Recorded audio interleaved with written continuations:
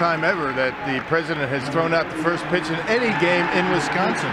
Bud Selig, who worked so hard to get this place built years ago, he threw out the first pitch, and then after a great applause, a lengthy ovation, President George W. Bush took the mound, went into a lengthy wind, and then skipped one to home plate. A one-hopper just like his father a few years ago. Great follow-through, however.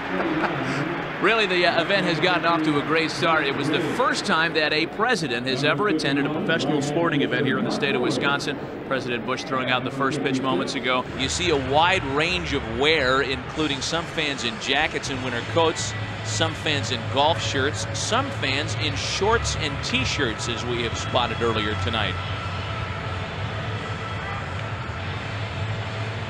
As we talked about during our open, only fitting that the Cincinnati Reds should open things here at Miller Park.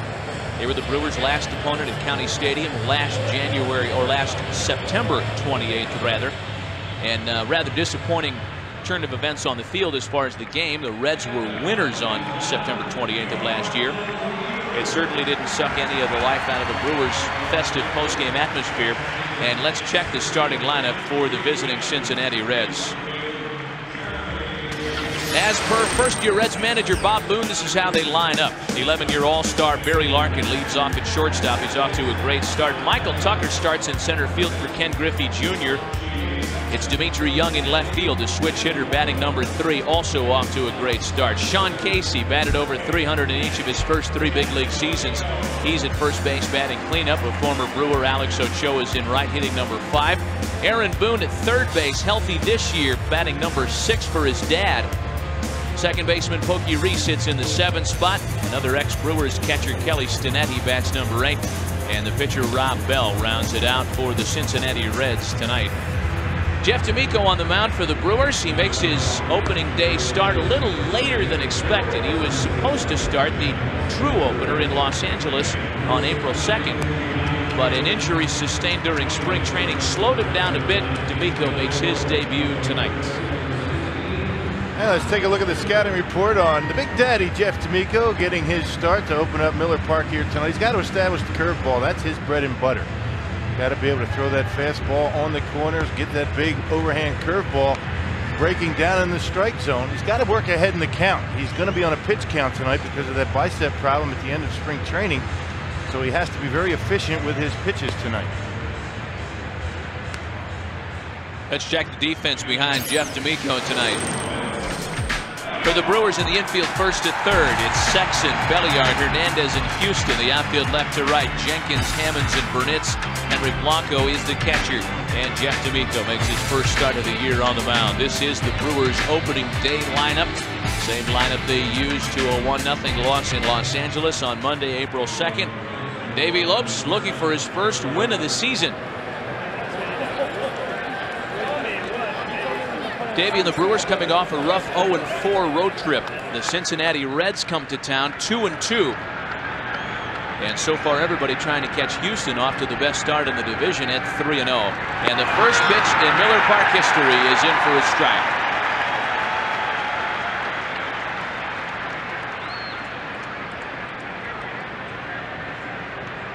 That baseball that Barry Larkin just took for an 0-1 count, by the way, was promptly shuffled into the Brewers dugout by home plate umpire Bruce Fremming. That'll go into some museum showcase somewhere, if not here in Milwaukee, perhaps in Cooperstown. Breaking ball misses outside to Barry Larkin. Yeah, this is the guy that the Brewers really have to concentrate on in this series here this weekend. He's got an outstanding on-base percentage so far early in the year, 4 games.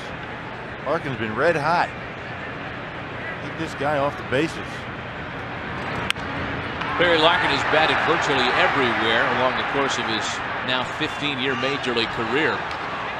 In there to lead off tonight. We mentioned Bruce Fremming, the Wisconsin native, behind home plate. The rest of his crew: Jerry Davis, Darrell Cousins, and Jeff Nelson.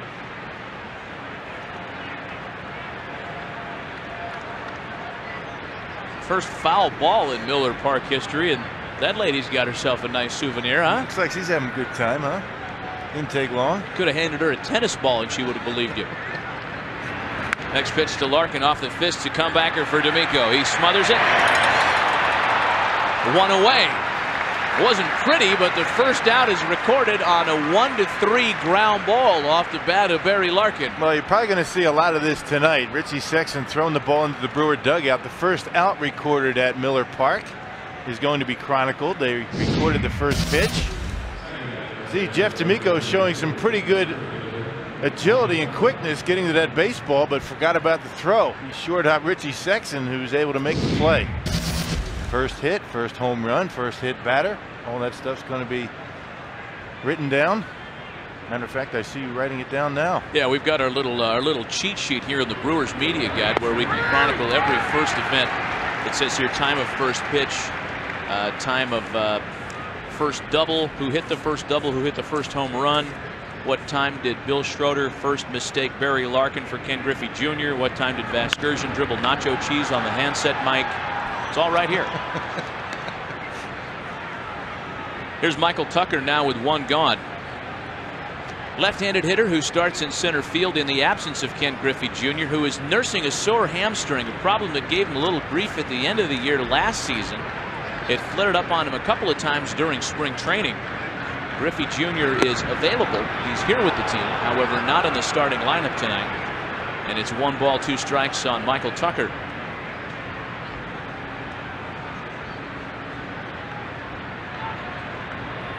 Tucker, a former #1 draft choice by the Kansas City Royals, drafted as a shortstop. Little pop for Tyler Houston. Let's test the foul territory, shall we? The railings work, apparently, at least those on the left field side, and there's 1-2 away. Not nearly as much room at Miller Park in foul territory as County Stadium, and as you get down the lines in the outfield, it's less and less. Good play by Tyler. First opportunity in the field for Tyler Houston since opening day. And Michael Tucker. Nope, I'm not going to get another shot. 2 gone, bases empty now. And that'll bring up Dimitri Young, switch hitting left fielder. Hit a solid .303 last year with 18 home runs and 88 runs batted in. Dimitri Young swings on the first pitch. There's a drive well hit to right. Burnett hauls it in, and it's eventless beginnings for Jeff D'Amico against the Reds. Cincinnati down in order after a half inning of baseball at Miller Park. Reds 0. Brewers coming to bat. A 3 up, 3 down beginning for Jeff D'Amico against the Cincinnati Reds tonight. Time for the Brewers to take some swings. Let's check the starting lineup for Brewer manager Davey Lopes, looking to get into the good side of the win-loss column tonight. Ronnie Belliard leads off at second base. Tyler Houston and Jeff Jenkins follow in the first. Richie Sexson, Jeremy Burnitz, and Jeffrey Hammonds 4 through 6. Burnitz leads the Brewers with a couple of home runs in Houston. Jose Hernandez, Henry Blanco, and Jeff D'Amico rounded out for the Brewers tonight. Second-year right-hander Rob Bell on the mound. His first pitch to Ronnie Belliard, line to short, and look at Barry Larkin, 3-time Gold Glove Award winner, already making a dazzling defensive play tonight. Yeah, some say that Barry Larkin's slowing down, but that first step still as quick as it was when he was a youngster, able to haul it in and take a base hit away from Belliard. Hey, he's a good player still.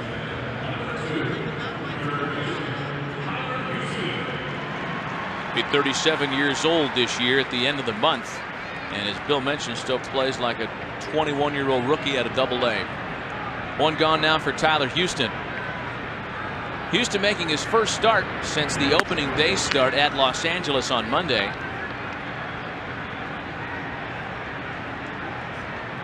Tyler's looking for his first hit of the season.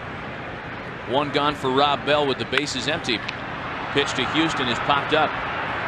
Dimitri Young and Michael Tucker are there, and it's Dimitri Young that makes the grab from left, 2 away.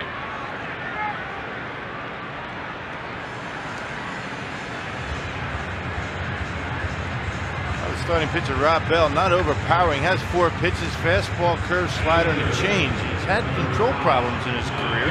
A lot of walks last year. 140 innings and 73 walks, and he gives up a lot of home runs. 32 last year, gave up 5 in spring training. Brewers need to be patient with him. Jeff Jenkins a batter now. Jenkins is among the players most looking forward to tonight's. simply because he didn't get his money's worth out of last night's ball game in Houston. Ejected midway through the contest for arguing balls and strikes in what appeared to be a real short fuse hook. Grounded at first. Sean Casey's there to grab it. And as was the case with D'Amico in the top of the inning, Rob Bell is 1-2-3 through his half in the bottom of the first. Davey Lopes life Jeff Jenkins yesterday ejected from the ball game and has been chomping at the bit to get back out there, and it all happens tonight. They can't argue balls and strikes, and Jenkins and Davey Lopes thrown out for doing just that last night in Houston. Sean Casey leads off the visiting half of the second. Casey, Ochoa, and Boone here top two against Jeff D'Amico, who negotiated the top of the order quickly and easily to start the ball game tonight. He starts Casey with a breaking ball in for a strike.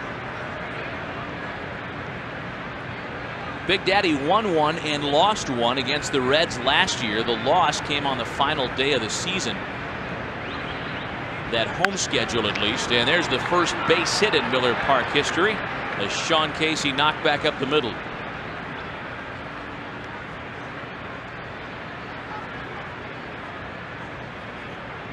Sean Casey was a guy that really did a lot of damage to Jeff D'Amico, particularly last year. In a couple of starts, D'Amico only retired Casey once. 6 for 7 against D'Amico last year. Yeah, that's not too bad. Sean Casey, not a bad off-speed hitter. D'Amico likes to use that changeup and the curveball, and Sean Casey very selective as well. Not afraid to take a few pitches. Able to line that one through the box.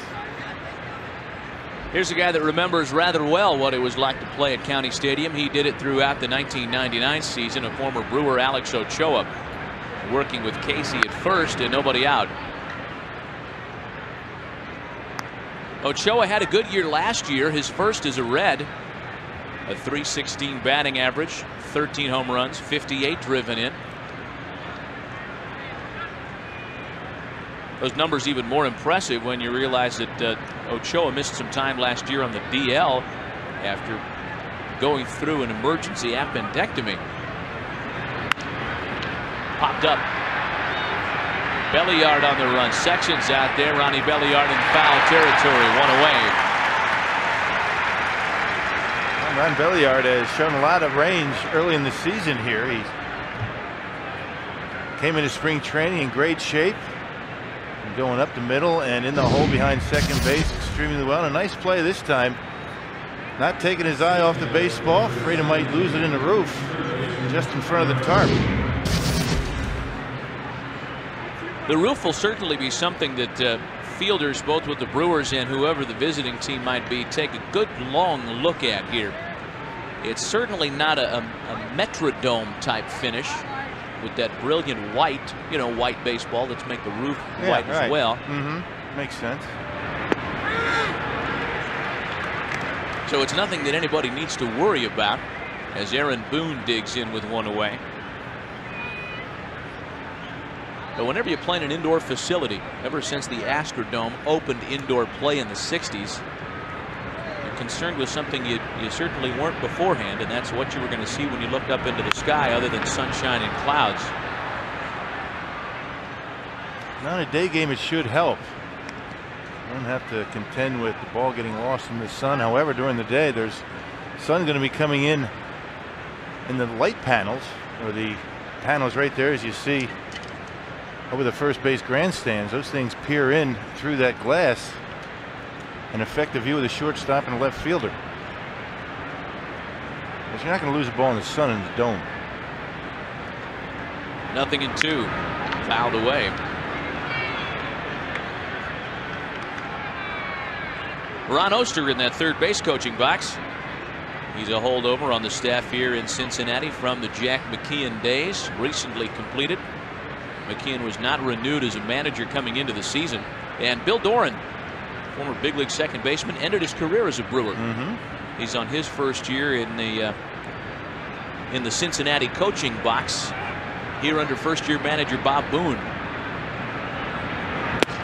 A check swing by his son Aaron, and that misses away. Boy, talked about it last night. The umpires are told to Make sure that ball crosses the corners. Jerry Davis, Wisconsin native. Bruce Fremming again, a Wisconsin native. That pitch was close. There's the skipper, 3 years as a manager in Kansas City. Back in the major league managerial ranks with the Reds. Pitch to Aaron Boone. The knees are buckling tonight. The curveball is sharp for Jeff D'Amico. That one missed low, 2-2. He's got 2 curveballs, one that comes straight over the top and one that has a little bit more of a horizontal break to it, more of a swerve. That was the overhand curveball that time. 2-2. Runner at first base is Casey. Not a threat to run. A fastball. One hop to short. Hernandez knocks it down to belly arc for one. They still get him both. Good stick-to-itiveness by Jose Hernandez. The double play goes 6-4-3, and the Reds go in order in the second. 1.5 gone. Scoreless. Jeff D'Amico has held the Reds scoreless for 2 as we go to the bottom of the second. A 0-0 tie hanging up on the scoreboard. Let's check the Reds defense for you at this point. Behind Rob Bell, this is how they align. Casey, Reese, Larkin, and Boone in the infield, first to third. The outfield left to right is Young, Tucker, and Ochoa. Kelly Stinnett, the ex-Brewer, makes his second start of the season as a Red. And Rob Bell opens his 2001 on the mound tonight. Sexton, Burnitz, and Hammonds for the Brewers here in the second. Kelly Stinnett spent the past 2 seasons as an Arizona Diamondback. He was among those signed as a free agent in Cincinnati this year. 1-1 to Sexton. Rob Bell was 7-8 last year. His first stint in the big leagues with the Reds. Opened the season in the minor leagues. A check swing by Ritchie, and that's in for a strike.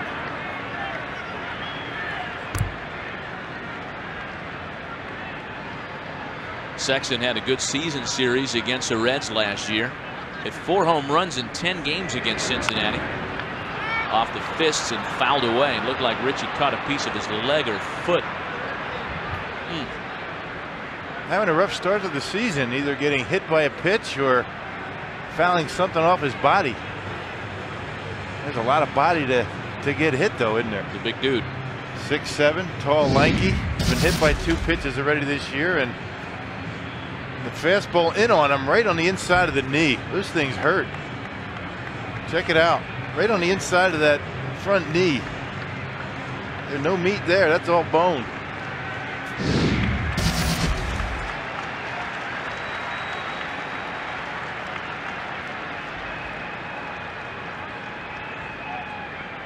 Ball and 2 strikes on Sexton as he tries to walk it off and dig back in.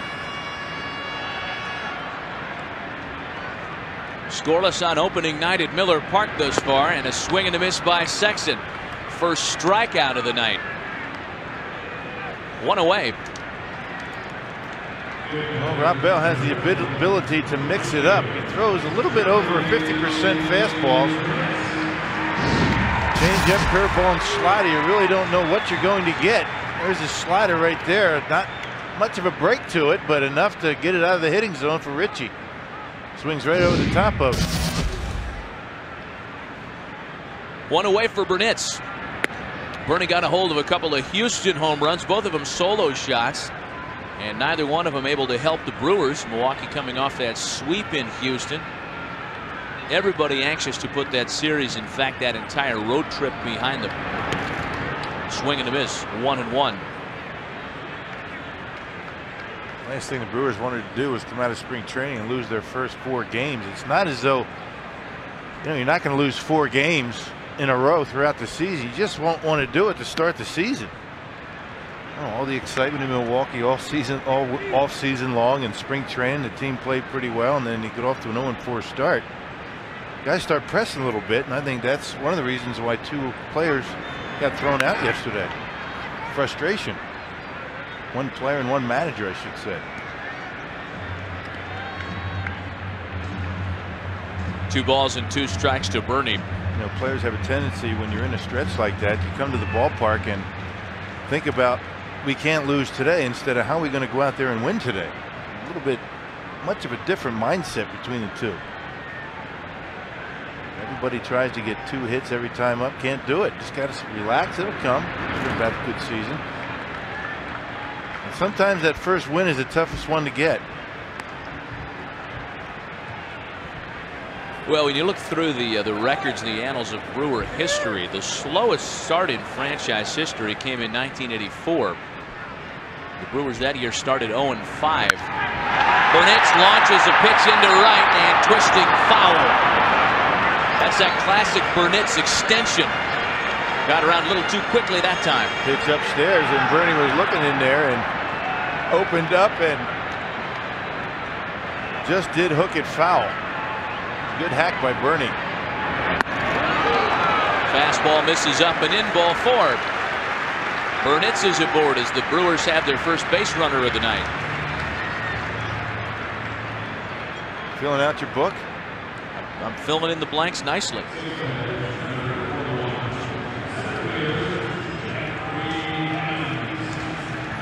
One out, one on. Gary Allenson in the third base coaching box as per usual tonight.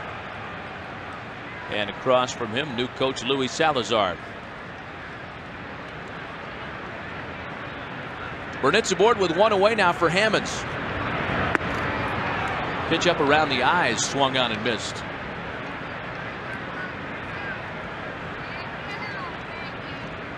Jeffrey coming off a good road trip. 5 for 17 with a run batted in Los Angeles and Houston. Played some good defense, especially in Houston. Covering those gaps nicely at Enron Field.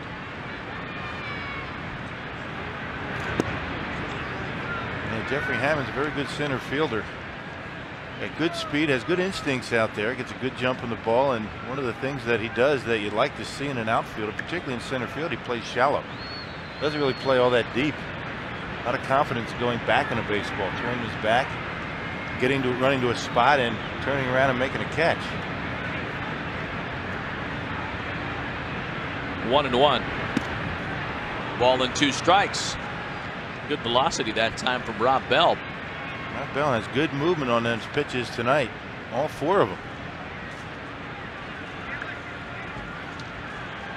Tonight's opener, by the way, here at Miller Park is the first opening day in Brewer franchise history to be played at night. Home opener generally a 12:05, 1:05 start. A big tailgating event. Swing and a miss by Hammonds, and there are 2 away. Slider again. He got a slider past Richie Sexton for strike 3. This one hanging up in a strike zone and fooled Jeffrey with a new high strike zone, or supposed high strike zone. He's got to protect the plate. Yeah, that ball dived just at the last moment, and Jeffrey way out in front of it.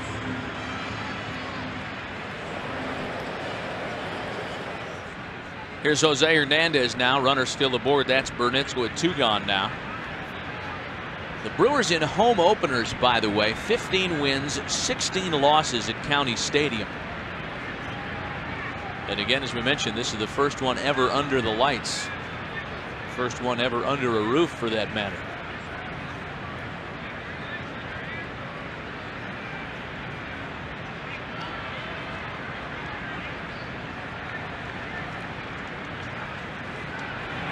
First pitch to Hernandez, misses in. Burnitz runs, throw down to second is in time to get him. Score the stolen base, 2-4. And despite the 1-out walk, Rob Bell gets out of the bottom of the second in order. We head to the third at Miller Park. Reds and Brewers still scoreless. Yeah, we're going to have Danny come up here in the 6th. It'll be a lot of fun. 12 telecasts on Channel 12 this year. Pokey Reese, the batter, to lead things off in the Cincinnati third. I think this is the first local VHF game that we've ever had, huh? I think you might be right about that. Cable, UPN. Even in the days before you and I were around here. Yeah. Henry getting another shot. He missed yesterday's ball game because of a bruise to that shoulder, that throwing right shoulder. Foul tip off that shoulder. I hope that didn't get him there again. Sometimes a catcher just has a target on that body. You go about 2 weeks without getting hit, and bingo. Oh, that one got him on the knee. Yep, got him on the knee, and those hurt just as bad as the one on the shoulder. And they hurt a lot worse before they had that extra padding up around above that knee. It's a long haul, 162 games. And to take that kind of abuse behind the plate, as Henry Blanco does, and as every major league catcher does, it becomes an even longer season. Yeah, Gary Allenson to the right of your screen, Brewer catching coach, the third base coach, has gone through those before. And as a catcher, you get a ball right off of that knee, and it feels as though for about a minute you're never going to walk again, but all of a sudden it feels fine. Henry's going to be all right. He's going to be able to stay in the game and really won't have any ill effects of that foul ball rest of the game or even tomorrow. Just one of those crazy things. They hurt for a while and just go away.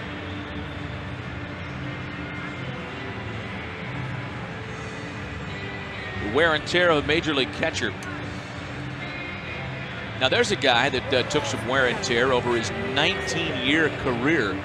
Bob Boone at one point, as a matter of fact, had established the major league record for games caught in a career. It was broken a short time later by Carlton Fisk, but all told, a brilliant playing career for the Reds manager. 7-time Gold Glove Award winner, a 4-time All-Star. They won the World Series, did the Phillies against the Baltimore Orioles. Bob Boone given a lot of credit for getting a young starting pitching staff through the regular season, the playoffs, and ultimate World Series championship. Bob Boone wore perhaps the smallest catcher's glove of any catcher that I ever saw catch.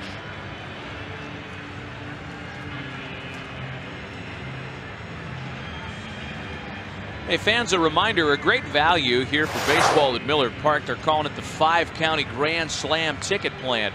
For the weekends of a weekend worth of games, or the week's worth of games next week, Tuesday, Wednesday, and Thursday to be specific, residents of Ozaukee, Washington, Waukesha, Racine, and Milwaukee counties can buy tickets for half price.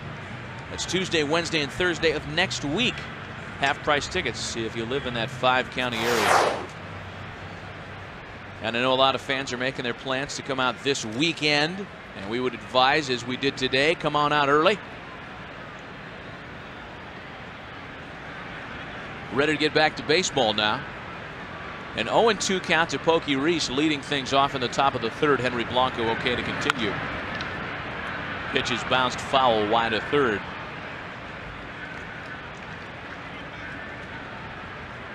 We'll be seeing that platoon at third base, at least early in the season, until somebody establishes himself as a starter.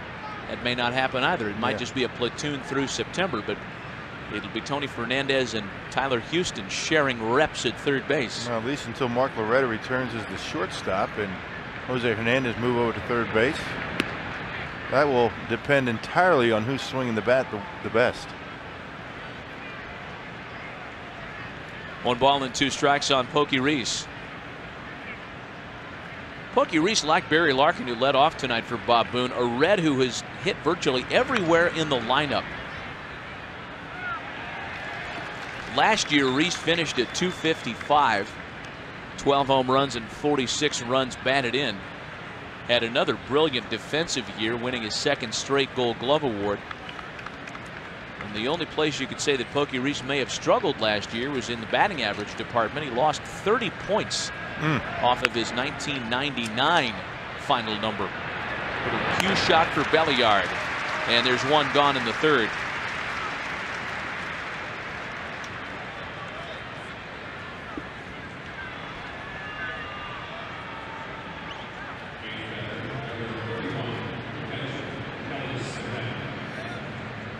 Cincinnati Reds, for whatever reason, have been the privileged team to open up quite a few ballparks, and that figure is going to change even more later on in the week. They opened up Dodger Stadium with a win in 1962. They did the same at Three Rivers in 1970. They're here to open Miller Park tonight. Brewers hoping to tag them with a loss, and then next week they're going to open up PNC Park in Pittsburgh. The luck of the draw. Well, you know, I was thinking about either the luck of the draw or the fact that it is the National League's oldest franchise. They generally start every season. That one's grounded to shortstop. Hernandez takes care of Kelly Stinnett. And there are 2 gone for D'Amico in the third. Yeah, baseball going away from that just a little bit. Last few years, they've had some games over beyond the U.S. borders. Japan last year. They were in Puerto Rico this year. Cincinnati did not open the schedule in Major League Baseball 2 years in a row. It used to be every year it was the Reds that started the season. Sometimes just hours before other teams, but officially it was always the Reds that started things. Here's Rob Bell now with 2 gone and the bases empty.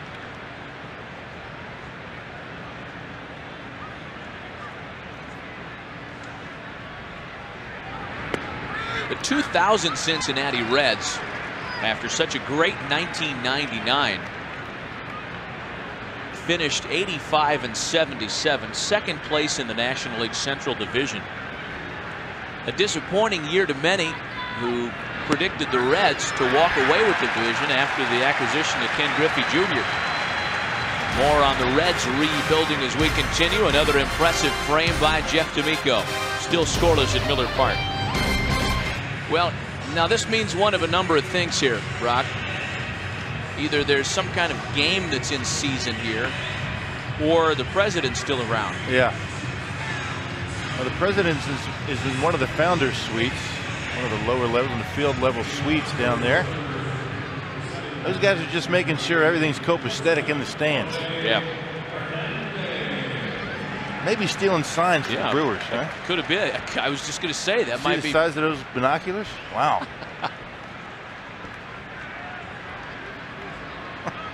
Big stuff at Miller Park tonight. Jose Hernandez leads things off here against Rob Bell, bottom of the 3rd. Hernandez, Blanco, and D'Amico scheduled in the bottom of the 3rd inning. We are scoreless at this inaugural Miller Park contest. Jose Hernandez coming off a road trip that saw him strike for his first home run in Houston.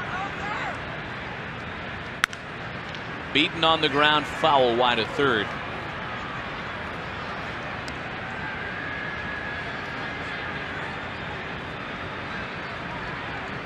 Henry Blanco in the on-deck circle, okay to continue after being nicked up on the knee behind the plate defensively last half inning. Hernandez off the end of the bat into the gap in left center field. That's going to rattle around a little bit. Jose on his way into second. The first extra base hit in Miller Park history is a Jose Hernandez double here in the 3rd. Yeah, Jose's off to a pretty good start on the road trip at 3:33, and a ringing double here to start the 3rd inning. Jose adjusted that batting stroke during spring training, dropping the hands down a little bit in hopes it'll speed his bat up. It certainly did on that swing. Sending Michael Tucker to the deepest part of the ballpark. Well, first double in the books.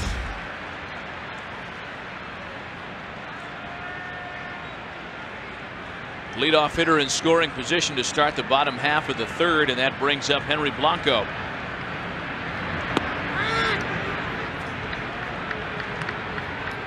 Michael Tucker happened to do a very nice job out there as the first center fielder to have a chance to play with that tricky angle in the gap in a game situation. In both the right and left center field gaps, center field fence extends out a little bit, and there's an angle to deal with. And if you're not careful, you can catch a carom out there in either of the alleys and really lose track of the path of the baseball. There it is there just to the right of the American Family Insurance sign. You can see how it angles out a little bit.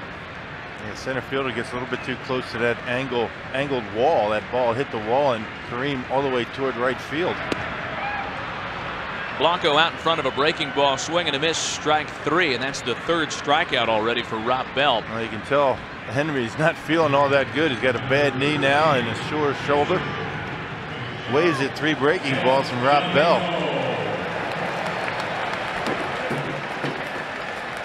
And the Brewers probably would have liked to give Henry one more day with that sore right shoulder. But Henry wanted to be in there for tonight's game. There's D'Amico now with a runner at second, a chance to help himself with one away. Big Daddy helped himself a couple of times last year. In fact, once homering to help win a ball game. Brewers ended up winning that one against Pittsburgh last season by 1 run. And D'Amico's home run proved crucial. And it was no cheapie. It was the right center at County Stadium. Got to hit a ball pretty well to do that. 0-1 the count to D'Amico out in front. You know, talking about that that left and right center field gap and how the fence angles out in the outfield ever so slightly. That's really the only nuance among the playing surface, or when you're talking about the fence, the way the ball plays out there on the field. This is not a bells and whistles field. The stadium certainly has its interesting quirks and little personalized crannies. But the Brewers were interested in creating a fair play field.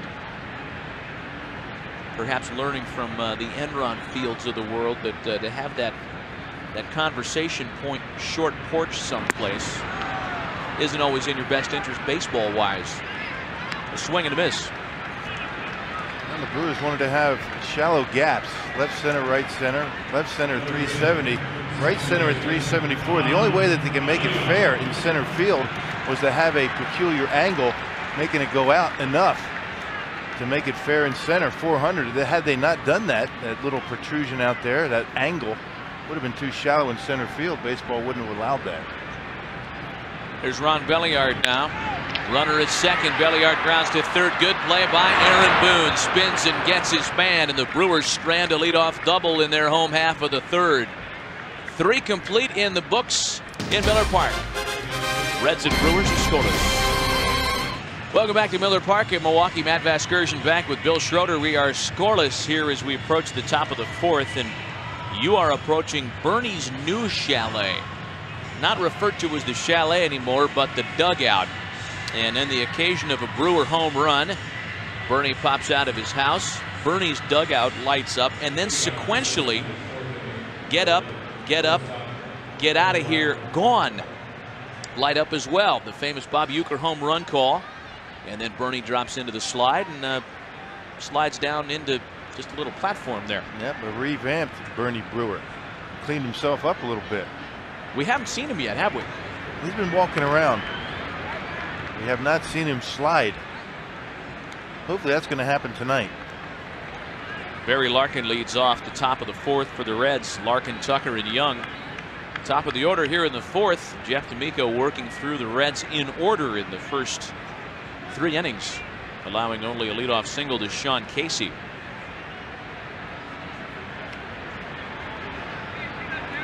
Nothing in 1 to the 11-time All-Star Barry Larkin. Lined into left center. Larkin's aboard on the Reds' second hit of the night. Here's our Miller Genuine Draft What's on Tap, or upcoming television schedule. Tomorrow and Sunday, the rest of this series on Fox Sportsnet against the Reds. Then on April 11th, 1 in the series against the Houston Astros. That's on Fox Sportsnet at 7 o'clock. And then 2 of 3 against San Francisco Friday and Sunday on Fox Sportsnet. Then next Sunday, our 2nd of 12 on WISN 12. Return of Barry Bonds to Milwaukee. Always a fan favorite. They'll have to come here and negotiate another Spring Madness crowd. Man on for Michael Tucker.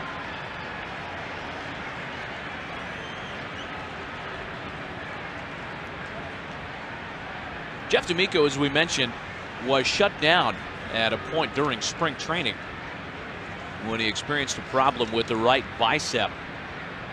That came after his second start. He began stretching exercises on the shoulder and bicep area and eventually came back to action in the 3rd week of March. Missed a couple of spring training starts, and as a result they had to back up his timetable. He was not ready to go on April 2nd per the original schedule, but is out there with a full bill of health tonight. Well, Jeff didn't do a whole lot of throwing during the offseason. He was trying to build up the shoulder, that elbow that would have been surgically repaired. So going down to spring training, he probably was a little bit rambunctious, threw the ball a little bit too much. Had a trouble with his biceps. Brewer taking no chances with D'Amico, shut him down completely, and he's fine. Made a start at the end of spring training. Made a rehab start, a simulated game down in Arizona while the Brewers were in Los Angeles. Took something off that pitch and snuck it over the inside corner. 1-2 now on Michael Tucker. Yeah, one thing's for sure, D'Amico will definitely be on a pitch count tonight. Probably 80, 85, 90 pitches perhaps, if that. I don't want to take any chances, not with the ace. Nice so far that he was able to negotiate the order the first time through as efficiently as he was. The quicker he works through these innings, the longer he's going to be around tonight. And with the shape of the bullpen after that Houston series, they'd love to get 5, 6, 7 innings out of Jeff D'Amico tonight if possible. That's why we mentioned on our scouting report on D'Amico, early strikes, work ahead, minimize your pitch count so you can pitch deep into the ball game tonight.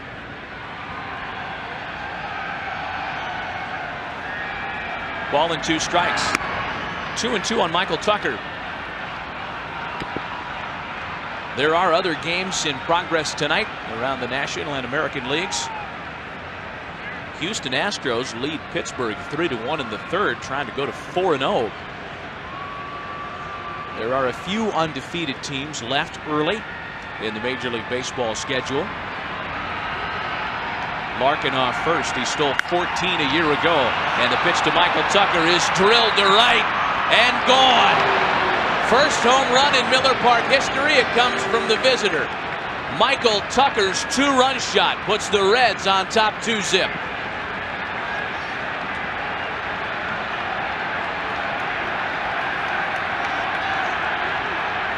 Not much doubt about that one. It looked like something off speed. Michael Tucker able to keep his hands back. And Brewer players will tell you that Miller Park is looking like it's going to play as a hitter's ballpark. Ball carries pretty well here. Changeup. Michael Tucker able to keep the hands back and hits a rocket into the seats and right. Michael Tucker has had some very good games against the Brewers. You bet. Hit 3 home runs in 10 games against the Brewers last year. Here's Dmitri Young. 2-0 Cincinnati. The fan who received that first ever home run ball at Miller Park, by the way, was good enough to throw it back. I don't think he'd thrown it back if it was a Brewer. Probably not. Taking a little page out of Wrigley Field's book. Counts to 2-0 now on Dmitri Young. Nobody out here in the top of the fourth.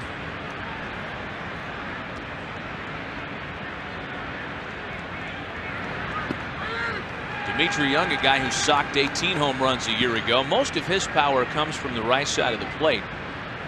It's for a slightly higher average from the left side. It's been the trend throughout his career and not unusual to many power switch hitters. Lined out to left. Jeff Jenkins gathers it in, and there's one gone.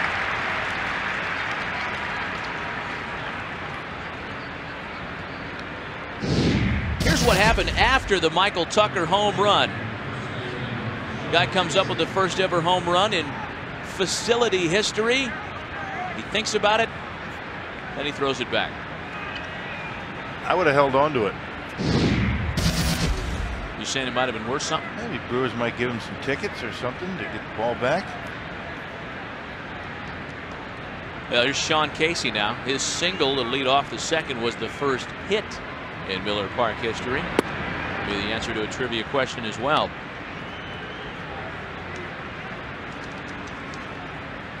Sean Casey with a clean bill of health to start the year, something that's been difficult for him throughout his young career. Last year he started the season on the DL with a broken thumb. Through May was hitting just over 200. Finally turned it up a notch when he got healthy and ended the season with a better than 300 average. Anytime you get any hand problems and you're a hitter, you become well enough to play, but certainly not 100%. Just ask Jeff Jenkins. He came back a little bit too fast from that hand injury that he suffered last year. Came back too early.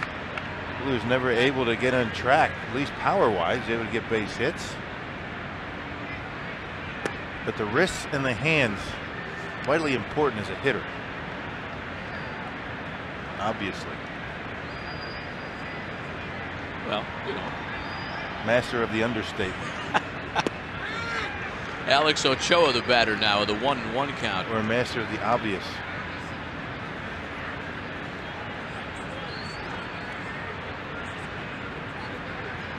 Ochoa popped out to second base in his first plate appearance tonight. That one yanked foul. Well, the president's still around. President George W. Bush looks like he's starting at least with the jacket on and signing some autographs. Yeah, maybe starting to try to segue himself out of here. Wonder where he's heading tonight.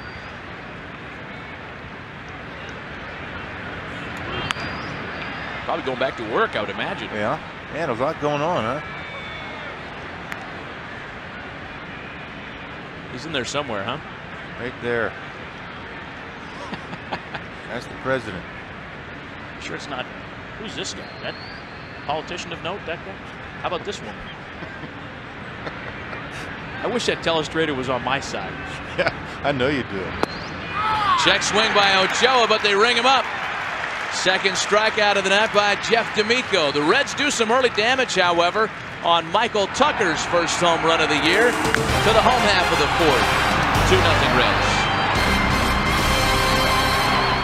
Future County State. Oh no, past County Stadium and future Miller Park memories priceless. I would say so. That's a good one, huh?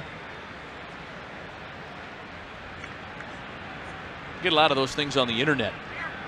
Things like that. Yeah, you showed me a couple of them last night.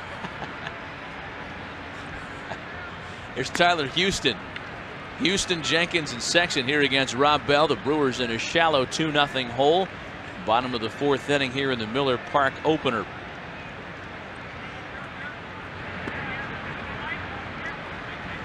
Home run so far has been the difference in this one tonight, and something you pointed out in the beginning of the telecast. Rob Bell was no stranger to turning his head behind him and watching balls fly over the fence. He gave up 32 home runs last year in just over 140 innings on the mound.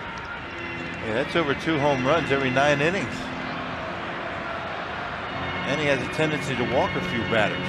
So a couple of walks and a home run, the Brewers take a lead. There's a guy right there that does not tolerate walks. 2-1 to Tyler Houston, lined into right, a base hit. Second Brewer hit of the night. And second time through the order. Let's see if the Brewers make some adjustments against Rob Bell. Tyler Houston certainly does. Fastball going away from and lines it right back. Good approach by Tyler. Gets it in the gap in right center. Brewers have their leadoff hitter aboard. Jeff Jenkins, a batter now. Jenkins grounded out to Sean Casey at first base in his first at-bat. Trying to pick up Houston at first. Nobody out.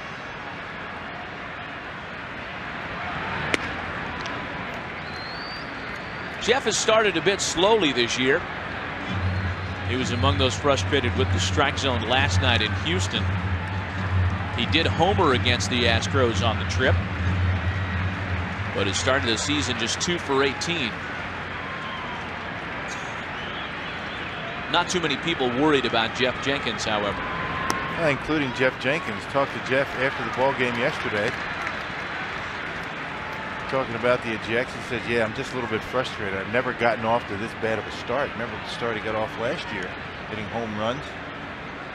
In April, Jeff did not go 3 games in a row without hitting a home run. So a slow start, a bit foreign to him.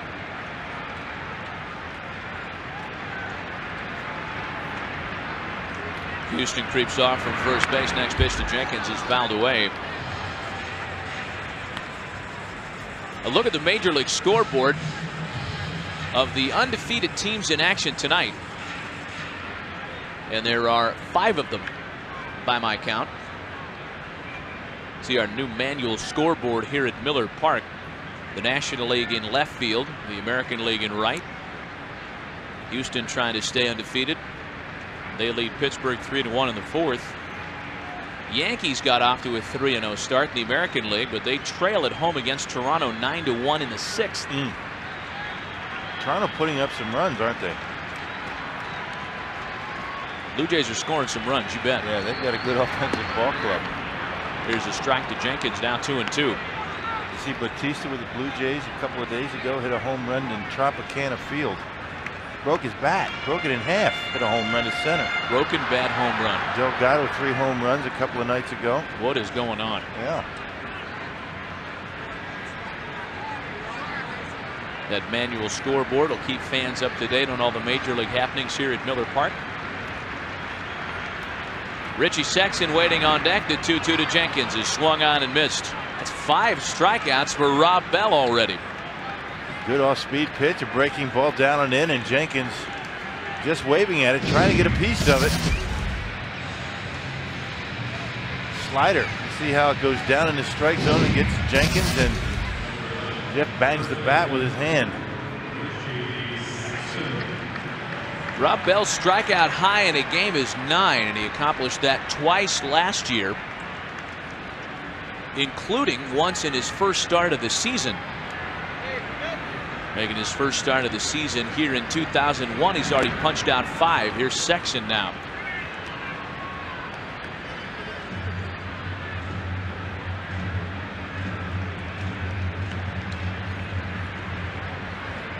You know, speaking of that manual scoreboard out there in the outfield, talk about all the jobs that Miller Park has created here locally. There's a fun one. Yeah. Switch the scores. Ball and a strike to Sexson. Not exactly sure if you can see the game from out there. There might be a peephole somewhere along that fence. See some faces sticking out from that. There it is. Somebody watching the action between scoring changes. This is outside to Sexson, 2-1.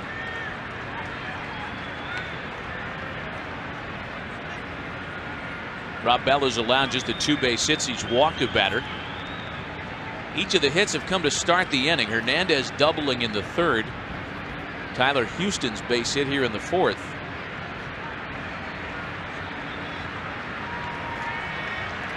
I think the president must have left. Secret Service gone.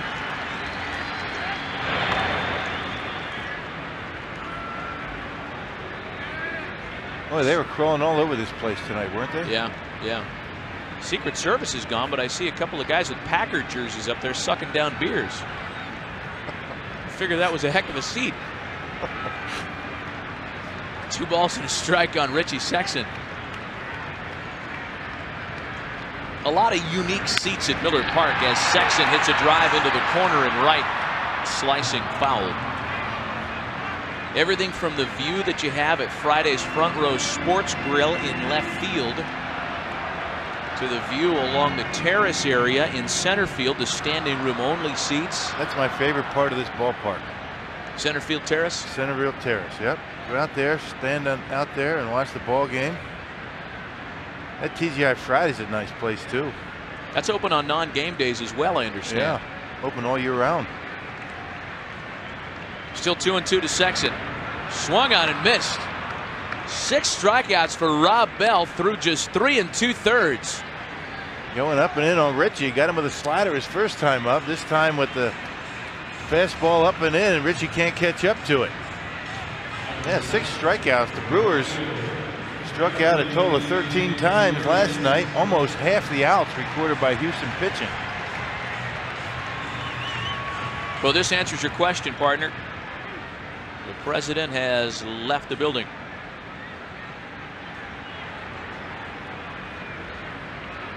You can unbutton your shirt now and loosen your tie. Yeah, I would imagine that's a pretty hectic schedule that he's got, huh? I would guess. Not a lot of sitting on the couch watching MTV. Yeah. Huh?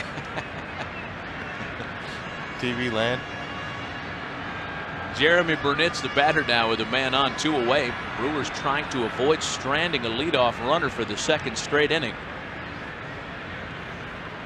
Well, if it wasn't Chan-Ho Park on Monday or Wade Miller last night, it's Rob Bell tonight. Seems to be an early trend that opposing starters making their 2001 debuts are posting big strikeout totals at the Brewers' expense. It's one of the things that they did pretty well in spring training. Cut down on the swing with 2 strikes. Rod Crew trying to stress that throughout the entire spring. Brewers struck out more than any team in the National League last year. Trying to avoid that again. Well, unfortunately, their 4-game pace is one that'll see them doing that one more time. Of course, the Brewers have played one more game than a lot of teams in the National League, but they've struck out 39 times through their first 4 games. 6 tonight at the hand of Rob Bell. Trade off the strikeout and the home run. Hitting enough home runs, you can stomach the strikeouts.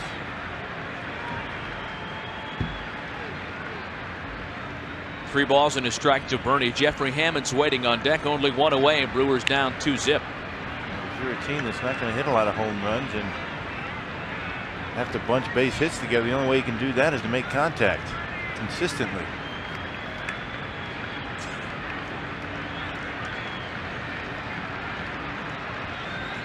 Rob Bell was concerned with Tyler Houston for whatever reason. Pitch home to Burnitz, misses outside, ball 4. Couple of men on for the first time tonight for Milwaukee.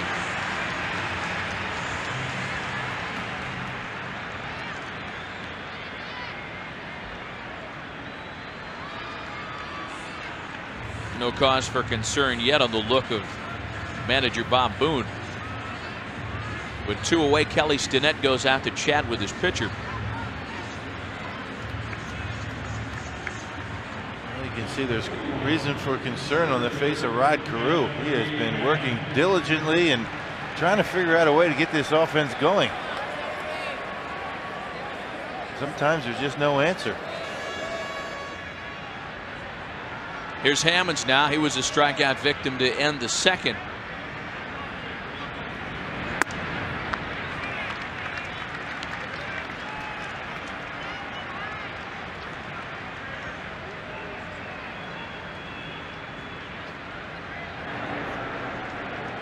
Runners at first and second, Houston and Burnitz. A ball and no strikes to Hammonds. Look out, fastball sails over his head. One of the few times that Rob Bell has been behind the hitter. He got behind Bernie 3-0, now 2-0 to Jeffrey. Hitters count here. You're Jeffrey Hammonds, you're looking for a fastball you can handle and try and give the Brewers a quick lead. Pitching coach Don Gullett goes out to chat with his starter. Don Gullett was retained by Bob Boone. And Bob Boone really didn't tinker with a whole lot when he took the managerial reins here in Cincinnati in November of last year. Player personnel is frighteningly similar to last year's team. They really didn't do a whole lot. A couple of free agent additions, guys like Kelly Stinnett, Donnie Sadler, Ruben Rivera, Wilton Guerrero. But those are all, for the most part, part-time guys. Yeah. I think the guy they're going to miss is Eddie Tobinson behind the plate. Added a lot to that offense. 2-0 to Hammonds, misses high. Rob Bell is 1 ball away from loading the bases for Jose Hernandez, and we all remember what kind of damage he did last year with the bases loaded. 3 balls and no strikes to Jeffrey Hammonds. There's ball 4. And yes, indeed, Hernandez gets that bases loaded opportunity here in the 4th. Baseball's talking about that high strike just under the elbows. If it's under the elbows, it's a strike. But on a 3-0 pitch, Bruce Fleming, the veteran, is not going to help Rob Bell out at all. Bell ahead in the count that might have been called.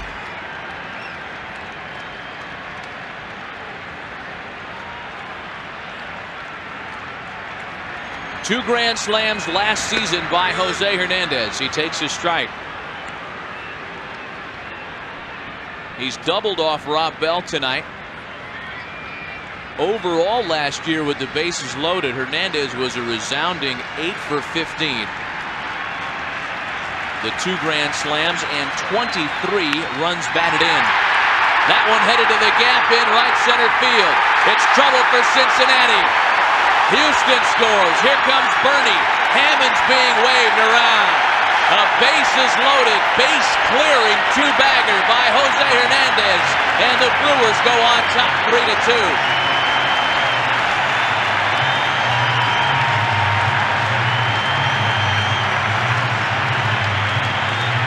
Jose Hernandez ought to go up there thinking the bases are loaded all the time because he is nasty with the sacks drunk.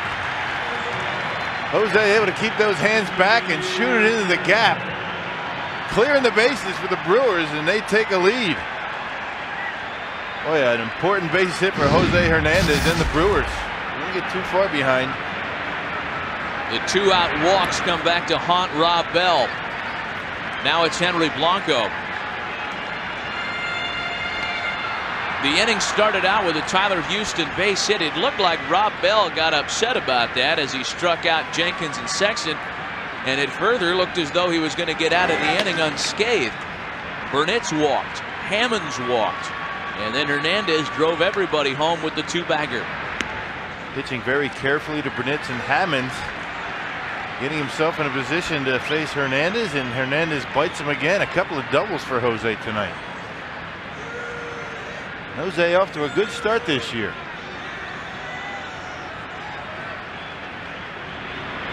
They're going to put Blanco aboard intentionally, choosing instead to deal with Jeff D'Amico. They were going to see if Henry was going to swing at something out of the zone, but once he got behind 2-0, you don't want to make a mistake with a number 8 hitter with the pitcher coming up. Fans, a reminder that Sunday the Milwaukee Bucks wrap up their West Coast swing when they travel to Seattle to take on Gary Payton and the Sonics. Coverage begins at 7:30 p.m. right here on Fox Sports Net.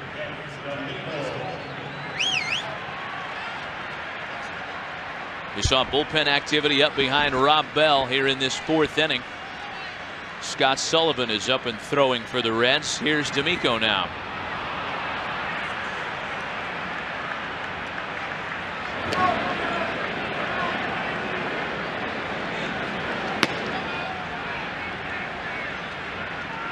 Sullivan has led the major leagues in relief innings pitched for 3 straight seasons, and he's up early tonight. Bob Boone's rotation was already dealt a horrible blow early in the season. Yeah, Scott Williamson, the National League Rookie of the Year a couple of years ago, out for the season with elbow problems. That's going to kill that bullpen. Pitching was a problem in Cincinnati last year, starting in particular. It looks like, especially with that injury, they might have the same type of problems this year. Tough to lose a guy like that. Sucks up a lot of innings for you. It's way too early to be making those kinds of statements, we realize, but it really hurts when you lose a guy like that. Swung on a miss by D'Amico.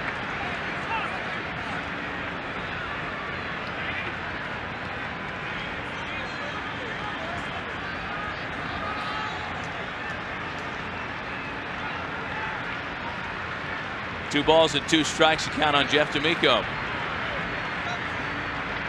Top of the order on deck for the Brewers. That one didn't miss by much. And it's full now to the Big Daddy. Yeah, walk him now. Go with a curveball and a 2-2 pitch to the pitcher. Come on now. This will be a fastball.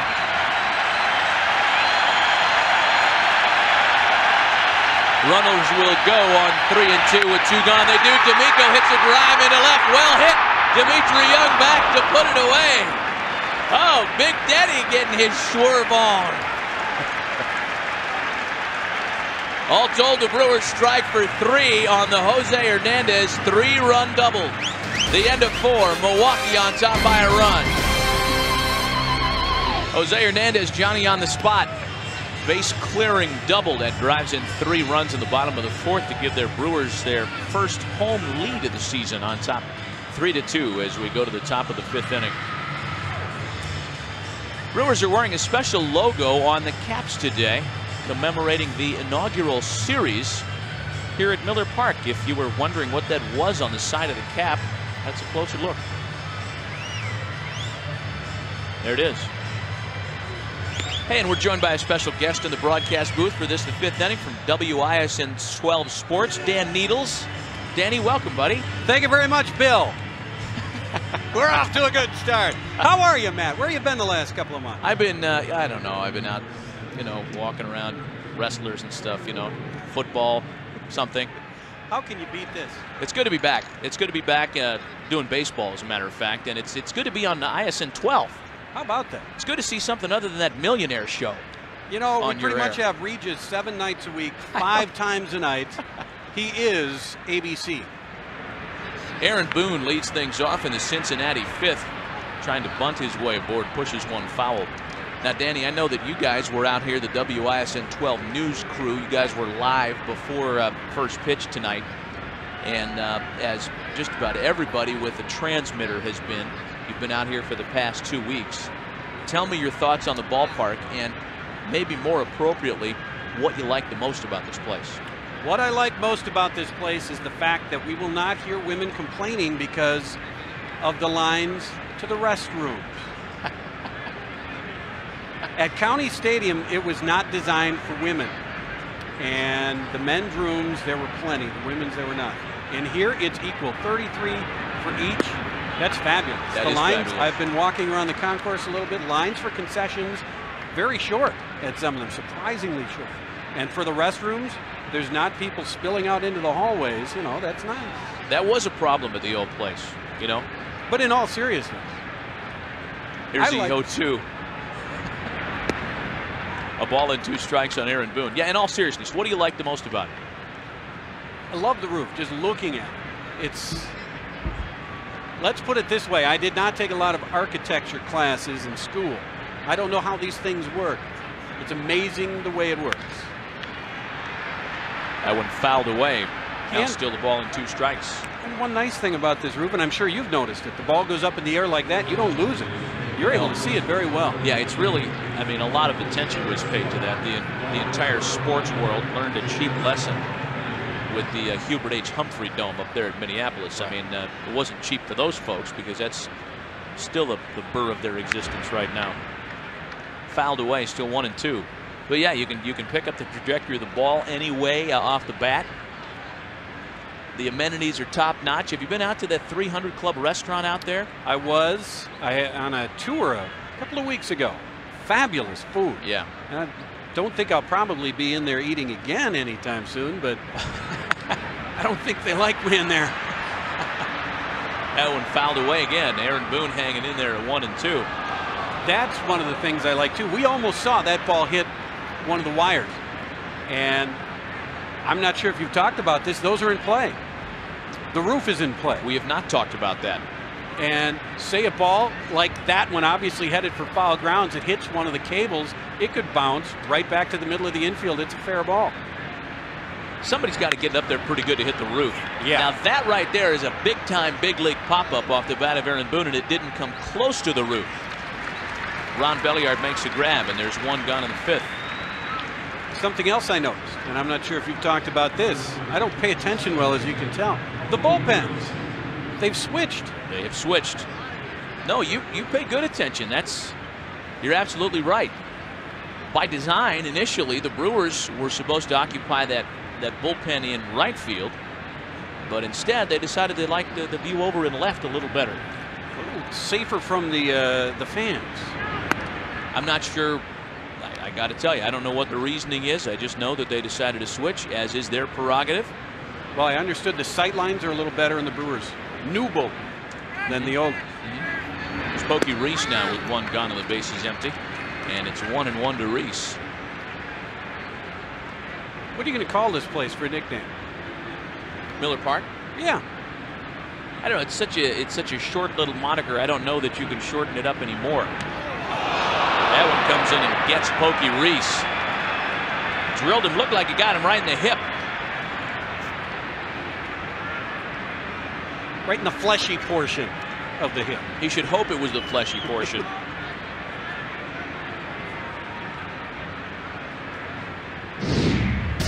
Not a lot of room to get out of the way when it comes in and gets you.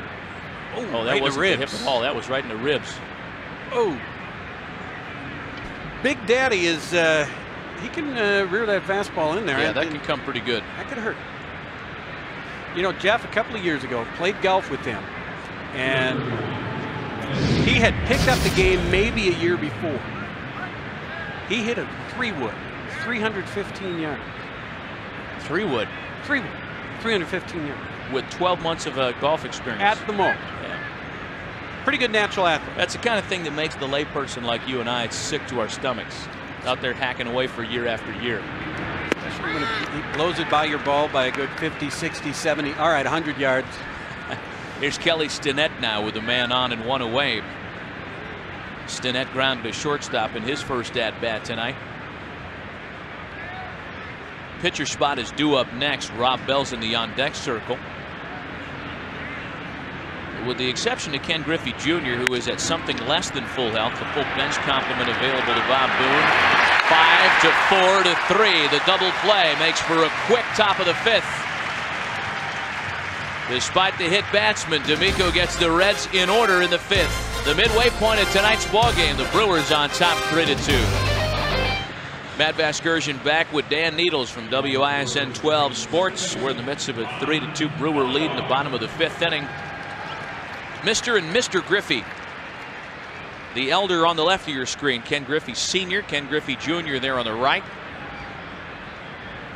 The elder Griffey has been on the coaching staff here with the Reds for a few years. These two guys made history when they played in a major league game together in the same outfield with the Seattle Mariners. Going on some 10-plus years ago now. Ronnie Belliard leads things off in the 5th. Belliard, Houston, and Jenkins against Rob Bell. Well, as we mentioned earlier tonight, Danny, this is our first of 12 on 12 this year. 12 Brewer telecasts right here on WISN 12 for our viewers in the Milwaukee area. That's a pretty catchy little tune you got there, 12 on 12. 12 on 12. It is something that we are so proud of to have these Brewer games because it's something that you don't see very often anywhere in this country. Belliard grounds to short. Barry Larkin, a 3-time Gold Glove Award winner, can't get it done. And Belliard's safe at first.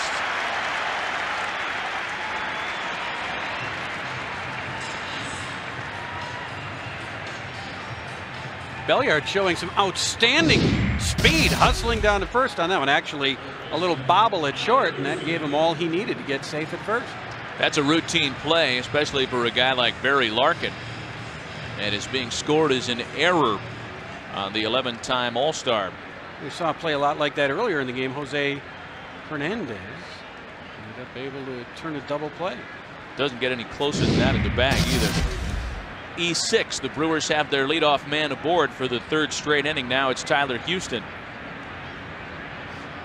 Now, Matt, I was mentioning how proud we were to have these games on because in this day and age, not many network affiliates are able to show the games of their local pro sports teams. That's something that happened in the 70s, early in the 80s, but not anymore. And we are very happy to have 12 games this season on 12. The next one will be Sunday, April 29th, 1 o'clock game against Montreal here at Miller Park.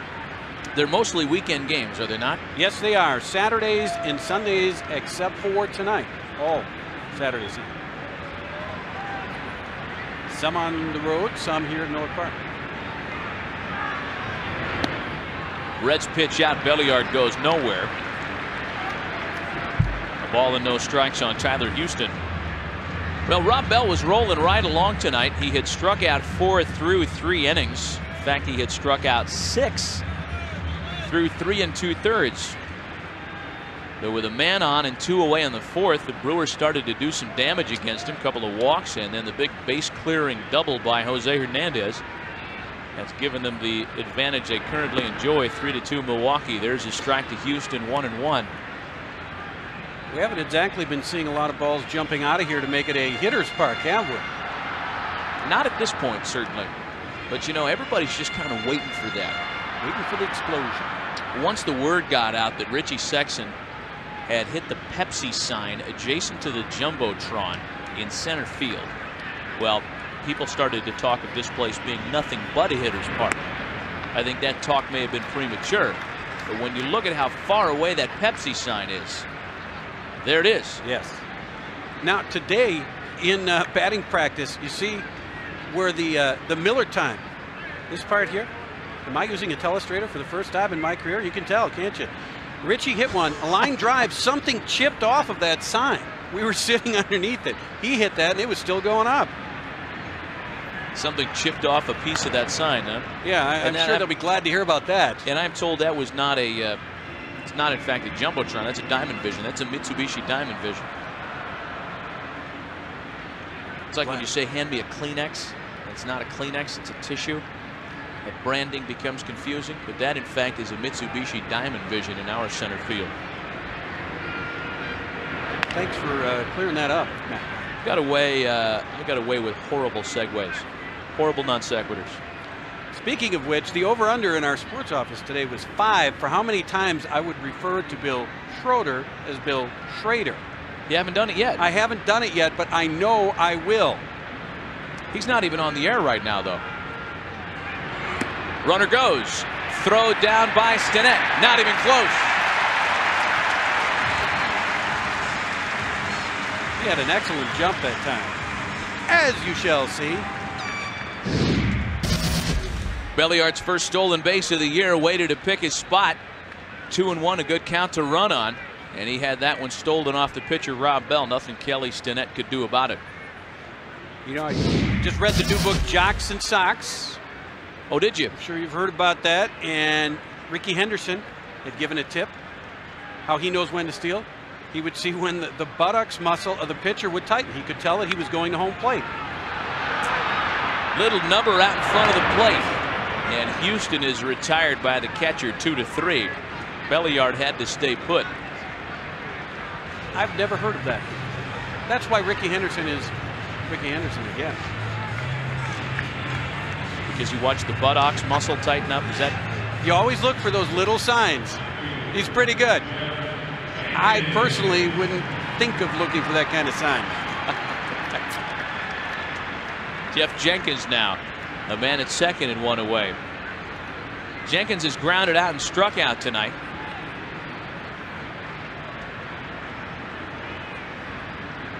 There was bullpen activity as early as the 4th inning behind Rob Bell when we saw Scott Williamson up. Scott Winchester checked out, was up and throwing. Now, before the game, we spoke with Davey Lopes, and after he kind of jumped down my chili for a rather inane question I asked him. Oh, did he? Did he get you? But that's good. I deserved that one. He said that Jeff D'Amico is on a limited pitch count tonight, obviously. He is. So you wonder how long he's going to last. He wouldn't say specifically how many pitches. 0-1 to count on Jeff Jenkins. D'Amico's worked some quick innings tonight. The Brewers have turned 2 double plays behind him, so that certainly helped speed things up. In fact, he's only 2 over the minimum through 5 innings. And it'd be great to get, say, 6, maybe 7 out of D'Amico without getting too greedy. And that's to help out a bullpen that threw a lot of innings in Houston last week. Not only that, but what a boost for him. His history with arm injuries well documented, and he had a little scare in the spring, and if he can be healthy early in the year, that'll be a huge boost to this team. 0-2 to Jenkins, misses high. You know, I asked you what you would call this place last half inning. Our sports producer Mike Jocks made me say that he thinks this place should be called the Keg, fitting with the Miller theme. The Keg, the roof closed. The Keg. Not bad. Not bad. Here's a 1-2 home, and that misses high. I want to know what the question was that got Davey to jump down your throat today. What'd you ask him that was so bad? I said, Davey, who's funnier, Shields or Yarnell? Well, that's an old reference. I was trying to ask him, because of the arm injuries Jeff D'Amico has had, would you be a little more cautious with him than, say, with another pitcher? But it didn't exactly come out the right way. And jumped all over my chin. So you take full credit for that. I certainly do. Jenkins with a little pop over third. Aaron Boone retreats to play it nicely and record the out. 2 gone now. And you know what? That's one thing I really appreciate about Davey Lopes. He may jump all over you, but he tells you what he thinks. Well, and he tells you like it is. And Davey's not a guy to mince words. He's going to cut it right down the middle. If you're out of line, he'll tell you. And if you ask a dumb question, he'll tell you that. The Milwaukee media was spoiled for a couple of years by Phil Garner. He was a great soundbite. Davey doesn't feel the need to do that. He's there to do his job. He's a baseball manager. That's right. He paid his dues a long time to get there. He's not playing games. 2 gone for Richie Sexson now, who has really struggled against Rob Bell tonight. Strikeouts in the 2nd and in the 4th inning. One of them came after fouling a ball off his foot.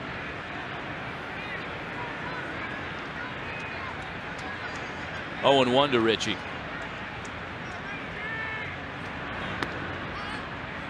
Neither the Brewers nor the Reds, in fact, not a lot of big league teams these days for that matter, have the kind of depth that, say, the Yankees might have to allow them to be without a Ken Griffey Jr., a Richie Sexson, a Jeff Jenkins for a prolonged period of time. That was one of the issues that really hurt the Reds last year. Big swing and a miss by Sexson. In fact, last season, the Reds had their projected opening day lineup intact for only 14 of 162 games. And if it wasn't Barry Larkin, it was Ken Griffey. If it wasn't Eddie Taubensee, it was Sean Casey. If it wasn't Dimitri Young, it was another guy. They just couldn't stay healthy the whole year. They did the year before, and they made a heck of a run that year. Great 1999 indeed. Took the Mets to that 1-game playoff to decide the National League wild card winner. That's a night we remember in Milwaukee as a rainy 6-hour rain-delayed evening at County Stadium at the end of the '99 season. That game would not have been played under any other circumstance, but the Reds needed to know if they were going to play in that 1-game playoff with a win that night. One of the longest nights we've had there. That one bounces away from Stinnett. Belliard's going to try for third. Throw down. There's in time to get him. Wow. How about that? A bang-bang play at third base. In the end, it'll be scored as a caught stealing, and it's a scoreless 5th turned in by Rob Bell. Dan Needles from WISN 12. Thanks for joining us. We'll talk again next time we're on with you guys. From Miller Park in Milwaukee, Matt Vasgersian back with Bill Schroeder. We go to the top half of the 6th inning. Jeff D'Amico's 1-run lead intact. That commemorative bag. Is that something they're going to yank out of the dirt as soon as the game's over?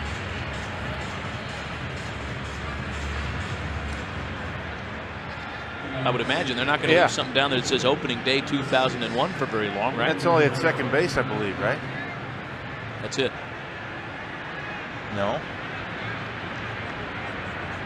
Pinch hitter to start things in the 6th. Where was that bag? First base. First base. All right. There it is. Yep. First home telecast of the year. It's already riddled with inaccuracies. Wilton Guerrero is the pinch hitter for the Reds, trying to bunt his way aboard, and he pushes it foul. With his 3rd major league club, started his big league career with the Dodgers, played the last couple of years in Montreal where he was reunited with his brother Vladimir. Signed as a free agent by the Reds this season. Yeah, it looked like he was going to get off to a pretty good start in his career with the Dodgers. Just never really able to pan out after that corking incident. Imagine a guy that size corking his back. Why? Hey man, you do whatever you can to win a job, right? Well, I guess. I'm sure it's something he regrets. Since that happened, he's been kind of a journeyman, a utility player. It came up as a big-time shortstop prospect in the Dodger chain. That one's fought off to Brewers shortstop Jose Hernandez, who gets him for the first out. Switched him to second base with the Dodgers. With the Expos, he played just about everywhere except for pitcher and catcher. So he'll add versatility to Bob Boone's Reds bench this year. 1 away, and it's back to the top of the order.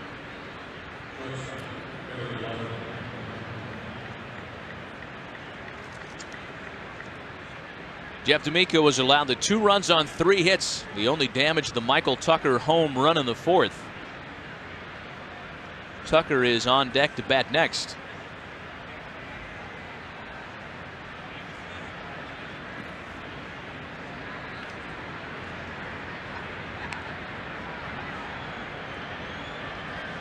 I mentioned that Jeff D'Amico had to be very careful with his pitches tonight.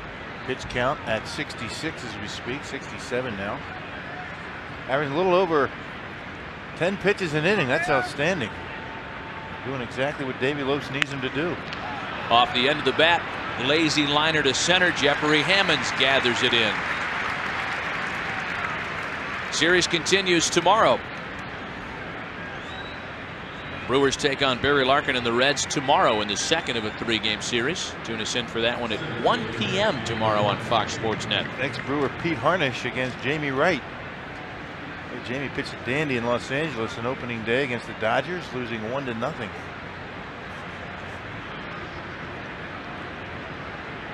Both of the Reds' runs tonight courtesy of this man. Here's Michael Tucker. His first home run of the year came with a man on and nobody out in the top of the 4th.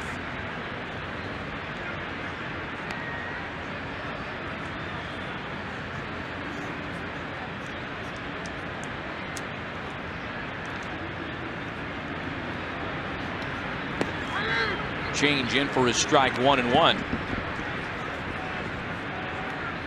Michael Tucker came to the Reds in the same deal that brought today's Reds starter Rob Bell to Cincinnati. Grounded back up the middle past D'Amico. Jose Hernandez is there for it. They take care of Tucker, and D'Amico takes care of Cincinnati in order in the 6th. Richie was the hitter when Ron Belliard was caught stealing to end the 5th. And the first pitch from Scott Sullivan misses down low. So the starter Rob Bell is gone after 5. Enter Scott Sullivan, who's worked in 1 inning prior to tonight. Making a bid, as we mentioned, to lead the big leagues in relief innings for 4 straight seasons. The kind of workhorse stuff out of a reliever that you just don't see anymore. He's got that sidearm delivery that takes a lot of pressure off that shoulder and elbow, and as you mentioned, can work a lot of innings, consecutive days, 3, 4, 5 days in a row. Pitchers like that normally referred to as having a rubber arm. Never gets hurt. There's Burnett's now. First pitch from Sullivan is yanked foul. And we talk about the kind of relief durability you don't see anymore. How about ever? In fact, it's never been done that a pitcher has led the big leagues in relief innings for 4 straight years. Had a great close to the season last year, did Scott Sullivan. 2.20 ERA in the second half. That one almost got Burnett's. In fact, I'm not quite sure how it missed him. Yeah, I don't think Bernie knows how it missed him either. Little jackknife out of the way. Sullivan trying to come inside on Burnett's and almost got him. Look at that ball right behind him. Burnett's hopscotch. Looks like it hit him on the knee, didn't it? That ball looked like it changed direction a little bit. Sure did to me. 1-1 instead to Burnett's. He didn't moan about it, if in fact they did get him. No.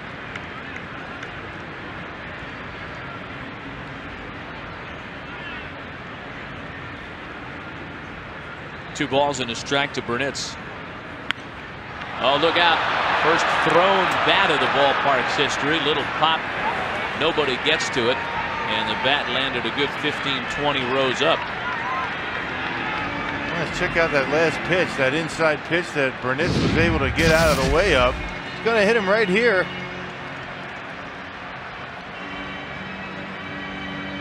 Looked like it might have changed direction a little bit just below that knee, but it really did.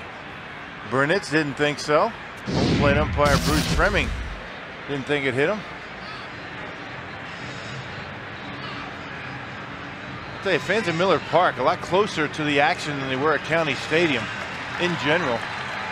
Better keep your eye on the ball, particularly the fans down the first base and third base lines, past the dugouts toward the outfield. Those fans are in particular danger.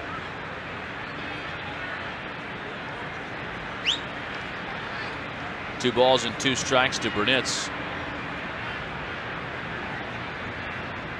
Bernie went through the wars at County Stadium. High, deep drive into the corner and right. Good night now.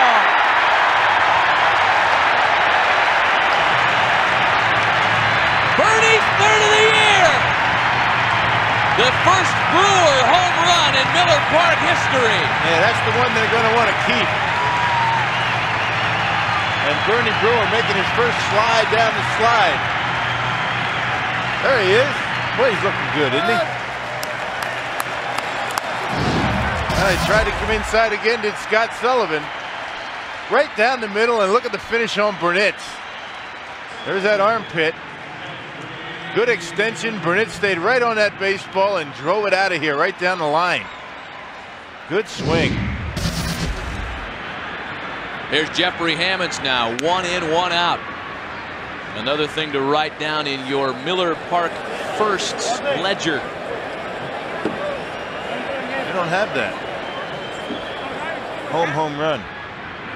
Draw your own line. How about first back-to-back home runs? Hammonds misses it by about 1.5 feet up the wall. Streaking into second. Bernie's homer followed by a Hammonds 2-base hit.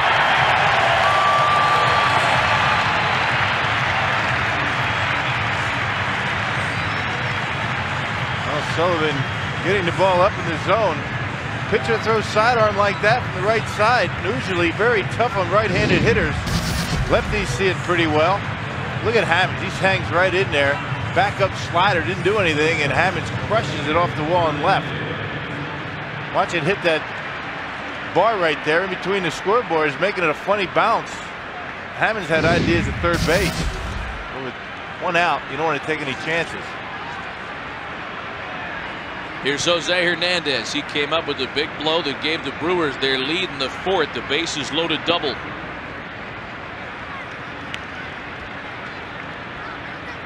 We were talking about how Jeremy Burnett's one of the Brewers that had gone through the wars at County Stadium. A power hitter, a power hitting outfielder who really never was able to get his game on track in April at home. He is among those most pleased to be at brand new Miller Park. Yes, indeed. It's like you walk into a different dimension, you know. The other park was just right there, but like walking through Stargate or something, you know. It's so different from here to there, from there to here. It's just unreal. I mean, everything is. It's just like this is the way it's supposed to be. This is how you dream about it when you're a kid, being a big leaguer, and here we are. Jeremy had always been among those most vocal about how difficult it is to play at County Stadium in April. Something that people just don't realize when you're looking at the game through a layman's eyes, how hard it is to stay on your game, even if you can find it on those cold April nights. Yeah, cold nights, not a whole lot of folks in the stands, and not a lot of excitement emanating around the ballpark. A little bit different here at Miller Park, hopefully. Jose Hernandez a little too anxious on a slider. A swing and a miss, strike 3. So 2 gone now for Sullivan. We talked about on the open how Miller Park could indeed attract free agents. You know, guys that have a decision to make between one club or another. Brewers are trying to put together a championship ball club. The ballpark that you play in 81 times a year has a lot to do with where players choose to go. Yeah, you bet. That could have been to the detriment of the Brewers before, but it's certainly going to help them now.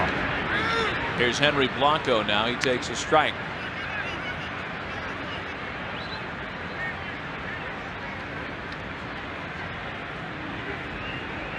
Jeff D'Amico waiting on deck. Hammonds the base runner with a run in and 2 gone. Blanco lines softly to shortstop right in the tracks of Barry Larkin, and the inning is over. Brewers tack on another run. The first home run in Miller Park history. How appropriate. It belongs to Jeremy Burnett.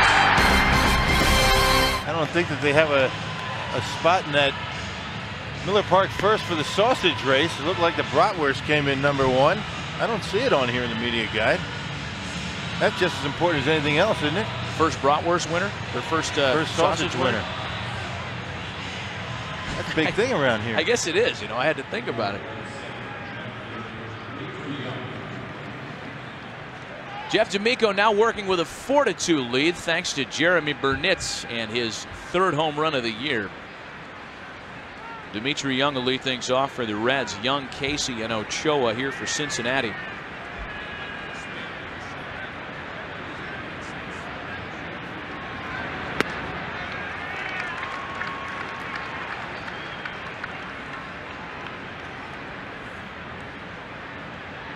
Young had a good season series against the Brewers last year, hit .326 in 14 games against Milwaukee.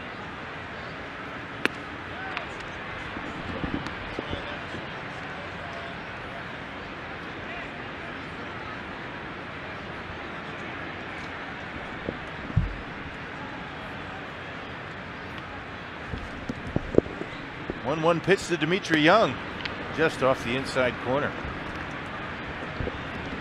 Dimitri Young, a couple of years ago, a doubles machine, well over 40 doubles in 1999. Fell off last year.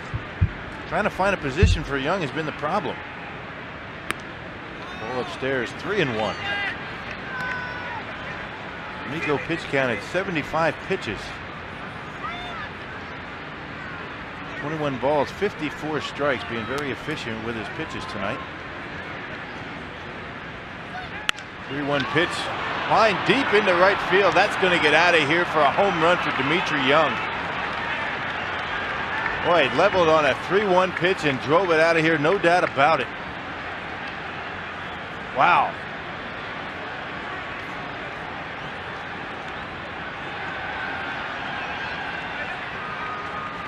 Well, we got through telling you earlier that Dimitri Young gets most of his power from the right side of the plate. Hitting left-handed here against D'Amico is just his 11th left-handed home run in his career. He got every bit of this, and there was never any doubt. Yeah, one of the few times that D'Amico had been working from behind in the count. Fastball right where the lefties like it, down in the strike zone. Dimitri Young, home run number 3, off to a good start. Here's Sean Casey now. He has singled in 2 trips to the plate. First pitch to him, little fader out over shortstop and a base hit. Casey's second knock of the night. There is bullpen activity for the Brewers now after the home run and single. Mike DeJean, the newest Brewer right-hander, is up in the bullpen, recently acquired from Colorado. DeJean made his Brewer debut last night in Houston, and quickly a conference on the mound as Bob Apodaca goes running out from the dugout. I mentioned it was going to be 80-90 pitches for Jeff D'Amico tonight. Not much more than that. They want to test that sore bicep area. The Reds a pretty good hitting ball club. Dimitri Young gets him with it 1 run. Series continues tomorrow. The Brewers and Reds tomorrow right here on Fox Sports Net, a 1 o'clock start. Join us, second game of the series, the Brewers and Reds tomorrow afternoon right here on Fox Sports Net.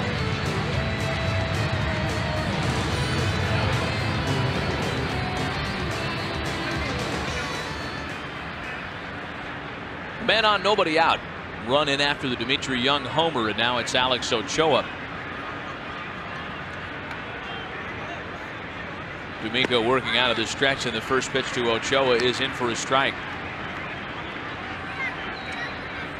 Ochoa has popped out and struck out tonight. We talked about Alex in his 1999 season with the Brewers earlier. He hit .300 that year. Was hitting well over .300 for much of the season.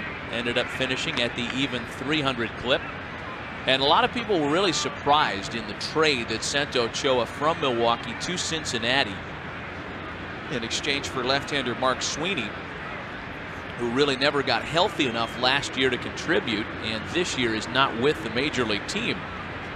As it has turned out, it wasn't a bad trade for Jim Bowden and the Reds, because Alex Ochoa will be counted on to contribute quite a bit this year in Cincinnati. He's a good athlete, very good outfielder. He's always had one of the best arms in the outfield in the major leagues. Very accurate, he can hit. But that trade that brought Sweeney over to the Brewers last year was one that looked pretty good on paper. Sweeney, one of the better pinch hitters the year before. Brewers needed a left-handed bat off the bench. Had some shoulder problems, never was able to be very productive with Milwaukee. 1-2 to Ochoa. Broken bat, foul ball. Brewers relatively rich in outfielders. Marquise Grissom, Jeff Jenkins, Jeremy Burnitz. We got Jeffrey Hammonds now. He's proven to be a valuable asset defensively already.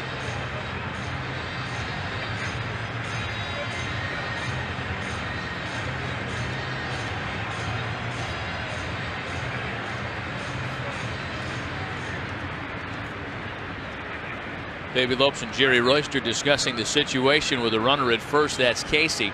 Nobody out, and a 1-2 count to Alex Ochoa.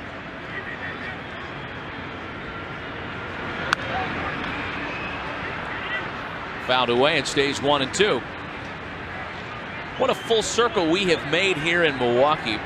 Speaking of home openers, as compared to just a year ago, April 10th last year, the Brewers home opener on a 34-degree afternoon with wind gusts up to 9 and 10 miles an hour. The Brewers beat the Marlins 4-3. Ochoa checks his swing and did not go around. That 34-degree opening day afternoon, the third coldest opening day in County Stadium history. Jeff Jenkins hit a second-inning home run a year ago on the home opener, and the Brewers won it by a run. There was a big crowd, as there is every year on opening day. But I think that big crowd is a little more comfortable tonight. Grounded into the shortstop hole. Good pick by Jose Hernandez. Belliard playing like a first baseman gets the out at second. That was a nice play by Belliard out there. Belliard had to stop and change direction because Hernandez's throw was towards center field. Watch Belliard make the adjustment. Able to keep his toe in the bag before Casey gets there. Yep. Good call. You could see Darryl Cousins, second base umpire, eyeballing it. A runner at second, rather at first base, with one gone. Here comes Davey Lopes, and that just might be the end of the start for Jeff D'Amico. Yes, sir.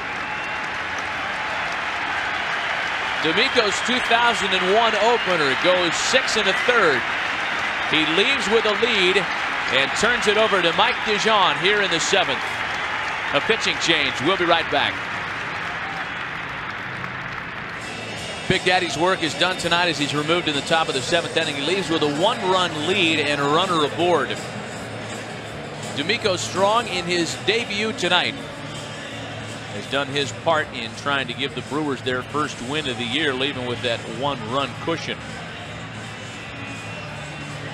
4-3 Brewers here in the top of the 7th from Miller Park in Milwaukee. Matt Vasgersian back with Bill Schroeder. It is indeed a gala event.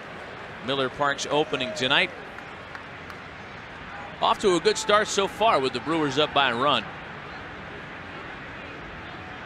Beautiful digs here at Miller Park. Here is Aaron Boone to dig in against Mike DeJean out of the bullpen. Boone was 0 for 2 against Jeff D'Amico. Mike DeJean made his Brewer debut yesterday in Houston, as we mentioned, and struck out a batter. Worked very quickly in that 1 inning. Yeah, 3 up and 3 down.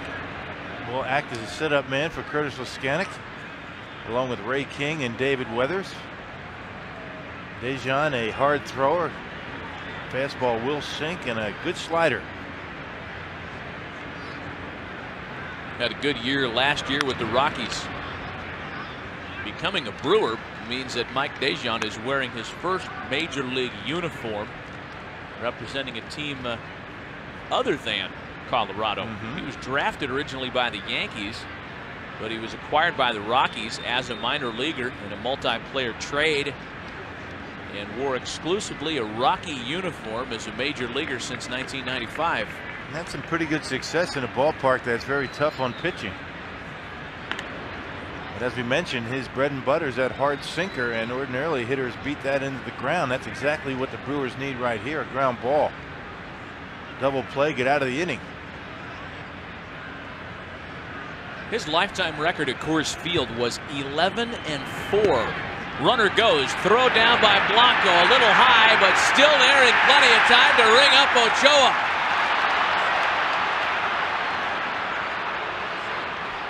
Now, when you get rid of it as quick as Henry Blanco, it doesn't have to be on the money all the time, but when it isn't, it's kind of surprising. Ochoa didn't get a very good jump to throw sails on Henry, but Belliard does a nice job applying the tag. That's a good call at second base. Excellent call. Well, for whatever reason, Ochoa still hasn't left.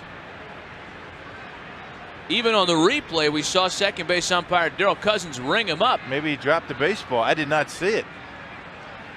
We did not see the back half of that replay, and the only explanation is indeed that Belliard may have dropped the ball. We'll take a look at it again. That'll be an error on Belliard if that's the case. Chance for Aaron Boone now to drive and a run with a base hit. There's the base hit.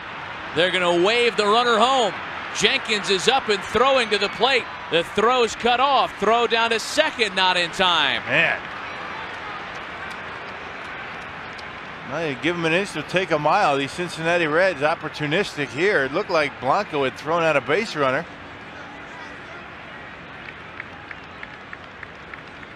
Ron Belliard drops the baseball. The next pitch. There it is. Yeah, never saw it. It's right behind Ochoa's knee. There it is. Well, that's why Ochoa didn't leave after we'd called him out at second base. Home plate umpire Daryl Cousins had confirmed it, rather second base umpire. We saw it on the replay.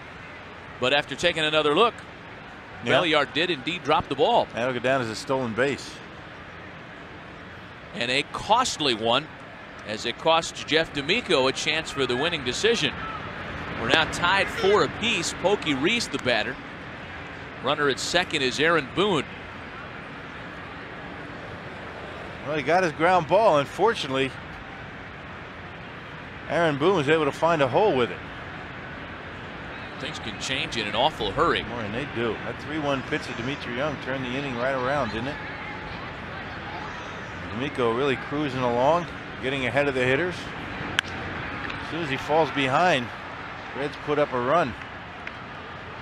Good offensive club, these Reds. Haven't been swinging the bats all that well so far to start the season, but they'll get it going, as will Milwaukee.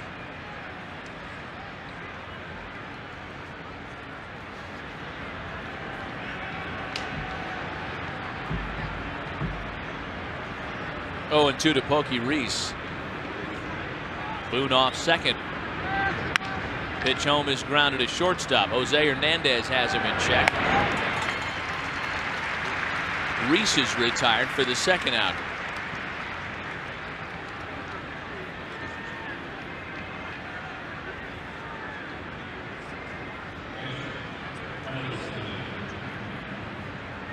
Still showing the effects of that pitch that got a piece of him.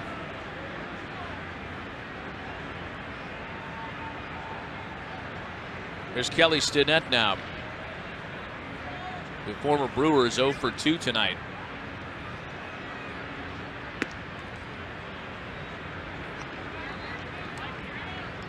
Stinnett started the opener for the Reds behind the plate. He's in a catching platoon this year in Cincinnati, as he had been the past 2 years in Arizona with Wisconsin native Damian Miller, who is still down there catching for the Diamondbacks.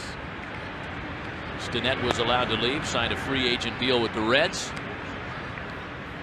He's in front of Mike Dejean 2-0. Yes, Stinnett, a very good defensive catcher. He's got a very good arm, and if you make a mistake, he can knock the ball out of the ballpark on you. A guy that can certainly pitch to. 2 balls and no strikes on Stinnett. Now Dejean behind 3-0. Mike Dejean, some further information on the new Brewer right-hander. Also a real competitive guy. Spent his first 5 minor league seasons as a closer. And reading out of the Rockies media guide, as we are, after all, he was on the Rockies opening day roster. Fiery and dependable. Those are their words. Yeah. But certainly they're not inaccurate, judging by the numbers. Those are the career numbers for Mike Dejean. And of the 14 wins, 11 of the wins at Coors Field. An 11-4 record in that ballpark is something of a small miracle. Yeah. Well, the reliever comes in the ball game. Team might be behind with the way the Rockies can swing the bats. I'm sure he was out there pitching when Colorado decided to swing a bat and score some runs. But a 4-pitch walk to Kelly Stinnett, not much of a surprise. Pitcher on deck. However, Bob Boone going to go to a pinch hitter. And it looks like Davey Lopes is going to counter with a move of his own. This has the makings of a double switch, and it gives us an opportunity to remind you And Goodwill Spring Madness is coming at County Stadium. Same old promotion here at a brand new ballpark. Friday, Saturday, and Sunday, April 13th through the 15th. Come a little early. Free parking. Small Pepsis and hot dogs are just $1, and you can get a lot of seats real cheap. Half price to be exact for the terrace outfield box, reserved, and bleachers. That's Friday through Sunday, April 13th through the 15th. A pitching change as the Brewers call for left-hander Ray King, and somebody's up and stirring from the Reds bench. We'll be right back. Well, the Brewers are on their third pitcher of the inning. He is left-hander Ray King. Well, Ray got roughed up in his last outing on Tuesday against Houston. Pitched an inning, gave up a couple of hits, a walk, and 2 runs. Comes in as a part of the double switch. Raul Casanova is the other half of it. He'll catch. And this battery will face Ken Griffey Jr. off the bench for Cincinnati. Griffey did not start again tonight for Cincinnati because of a hamstring issue. Offers it the first pitch from King and pops it up. Jose Hernandez retreats into short left. Ray King makes quick work of Griffey Jr. The Reds do get 2 to tie it. 7th inning stretch at Miller Park. 4 apiece. Middle of a 4-4 tie. Not the only thing we do know. Both starters gone. And for the Reds, they turn to left-hander Dennis Reyes. Just like the Brewers, Dennis Reyes, the only left-hander available to Bob Boone out in that bullpen. Pitched a couple of days ago against the Pirates. Walked a batter, and that was it. Raul Casanova leads it off for the Brewers. He came on in the double switch last half inning. Takes the number 9 spot in the batting order. Switch hitter batting from the right side against Dennis Reyes. And you only have one left-hander out of the bullpen, like Bob Boone and Davey Lopes right now. You have to be very careful when you use them. In the case of Davey Lopes, he needed to get Ken Griffey Jr. out, so he decided to go with Ray. That was a good choice. Worked out for him. We'll see how it works out for Bob Boone.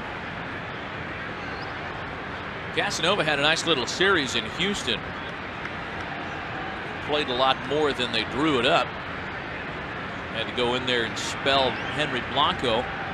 Made a start. 2 for 6 with a couple of RBIs against the Astros. Speaking of the Astros, as we take another look at the big league scoreboard, they continue their charge to go 4-0. They lead Pittsburgh 4-1 in the 6th inning. Undefeated teams always capture my interest, especially early in the season, as Casanova swings and misses one away.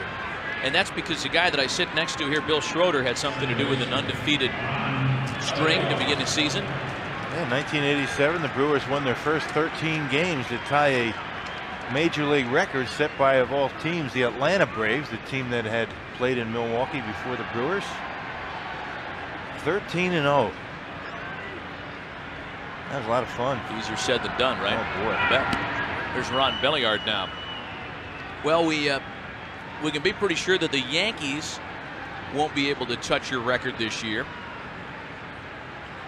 They're in the 9th inning at home, and Toronto's whacking them 13-4. Looks like the Yankees are going to go to 3-1. Minnesota, another team that started play tonight undefeated 2-0.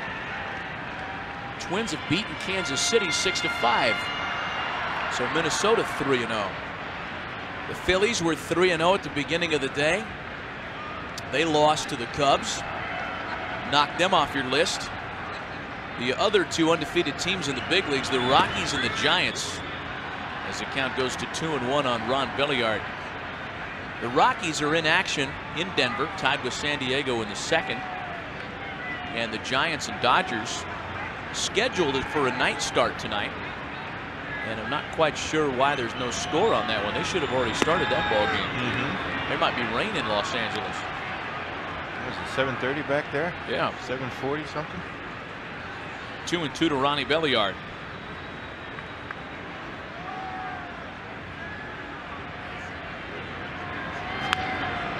Fouled away. It stays 2-2.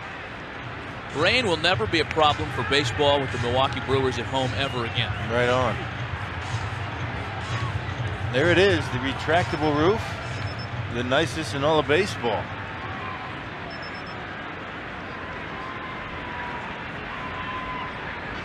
Two balls and 2 strikes. That roof's going to save a lot of aggravation for a lot of people. Remember those nights at County Stadium? Rain, rain, rain. We wondered what they were going to do. Are we going to play tonight? What are we going to do? Yeah. Why don't they call it? They checked the radar screen, and the radar would show a break somewhere over, Wapaka. So we'd sit around, start the game at 10:30. Those nights will never, they'll never visit us again. Belliard grounds up the middle, flashy play by Pokey Reese. Get a little peek as to why he's won the last 2 National League second base Rawlings Gold Gloves. Well, he won the Gold Glove Award last year. He committed 14 errors. The only second baseman to commit more errors was Eric Young of the Cubs. He committed 15, and Pokey Reese still won the Gold Glove. Kind of a head scratcher, isn't it? Reputation is everything, right? Wow. On Pokey that Reese Gold hadn't Glove been Award. around all that long. 2 gone now for Tyler Houston. The second lefty in the inning, scheduled to face the reliever Dennis Reyes. The first true lefty, not counting the switch hitter Raul Casanova.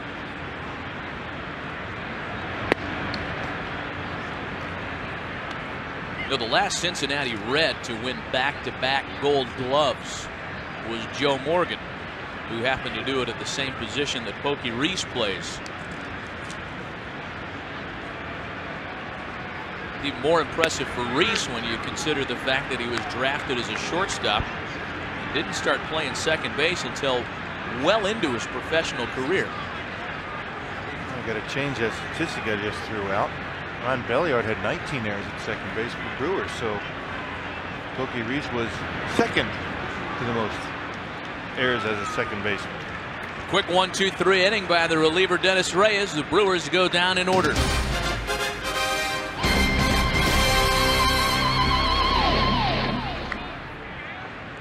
Four ties. We head to the top of the 8th inning at Miller Park tonight. Top of the order for the Reds here in the top of the 8th inning. Ray King will stay out there on the mound for Milwaukee. It'll be Barry Larkin, Michael Tucker, and Dimitri Young. The Throngs not quite sure if they're thrilled with the result yet. Certainly the results on the ballpark are all in, and they are stunning. Larkin's 1 for 3 tonight so far. One of the niceties to Miller Park, speaking from strictly a technical point of view, Bill, is some of the camera angles that we'll get back. One of the things that fans may not have realized about County Stadium, it was awfully difficult to televise an event from that place because it was built long before everybody knew they had to make their dimensions a little more TV friendly. Back when County Stadium was built, they didn't have 7-8 cameras covering a baseball game. There's so many places you could put him at County Stadium, but Lord knows you can put him anywhere here. Put him on the roof. Leadoff hitters aboard. Larkin on his second knock of the night. Get needles to scale that roof. Scale the wall up there and hang out on the roof with a camera. I think he'd be up for it.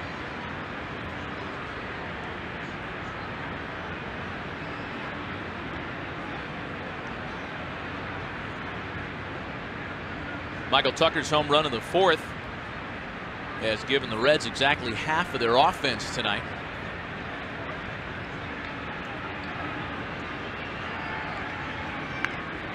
Pops up the bunt. Tyler Houston's all over it. Throw back to first. A little wild. And Richie Sexton has to utilize every inch of the 6'7" frame to prevent that one from getting into the stands. Tyler had a good idea. Well, guy on the bases trying to get a good jump to beat the throw. Pops it up, does Michael Tucker. Wouldn't have had him anyway. Watch Larkin. He's taking a couple of shuffle steps, sees the ball's popped up, and has to get back.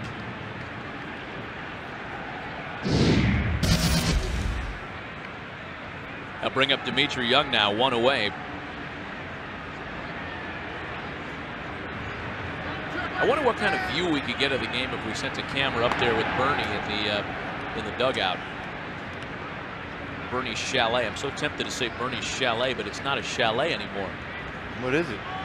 They call it a dugout. It's more like a condo. A little lean-to up there.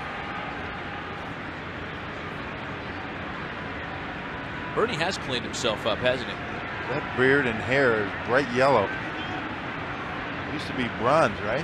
Put on a little weight, too. Those white trousers. There's a little more of Bernie than there used to be. Dimitri Young fouls it away. I think Bonnie's gone. We haven't seen Bonnie yet. Yeah, he has put on a few.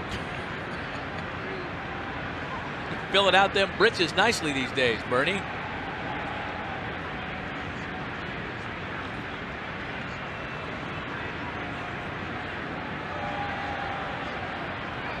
Dimitri Young's homer in the 7th, the first of 2 runs scored to tie it. And that not only got Rob Bell off the hook for the loss, but it prevented Jeff D'Amico from earning a win tonight. Up to the hands of the bullpen for both clubs at this juncture. We're in the top of the 8th.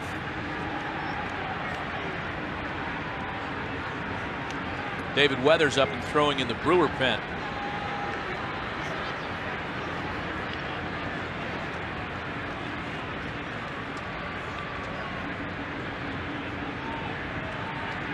Manager Bob Boone said in some preseason publications, quite a few of them as a matter of fact, including the Sporting News and Street and Smith's Baseball, that he thinks Dimitri Young is going to have a big breakthrough year in 2001.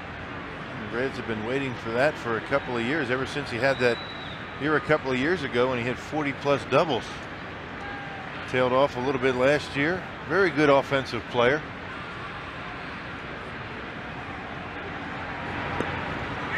One and two. Dimitri Young is actually one of 2 1991 first-round draft choices with the Cincinnati Reds. Young was selected #1 that year by the St. Louis Cardinals. The guy the Reds picked is their #7 hitter tonight. That's Pokey Reese. Gives you an idea as to the timeline. A couple of guys that were chosen first 10 years ago are now major league everyday players for the last 2-3 years. There's a good 6-7 years in the minors, even in the case of a first rounder sometimes. Yeah, you bet. Just because you're a first rounder doesn't mean you're going to make it to the big leagues and stay there. You've got to prove yourself. Brewers have had a lengthy list of first rounders that have never been able to make an impact in the major leagues. Every team does. Scouting is an imperfect science. Pokey Reese coming up out of the minor leagues as a shortstop. Played shortstop the year that Barry Larkin was out for most of the season. Larkin back, Pokey Reese over to second. That turns into a pretty good double play combination for the Reds.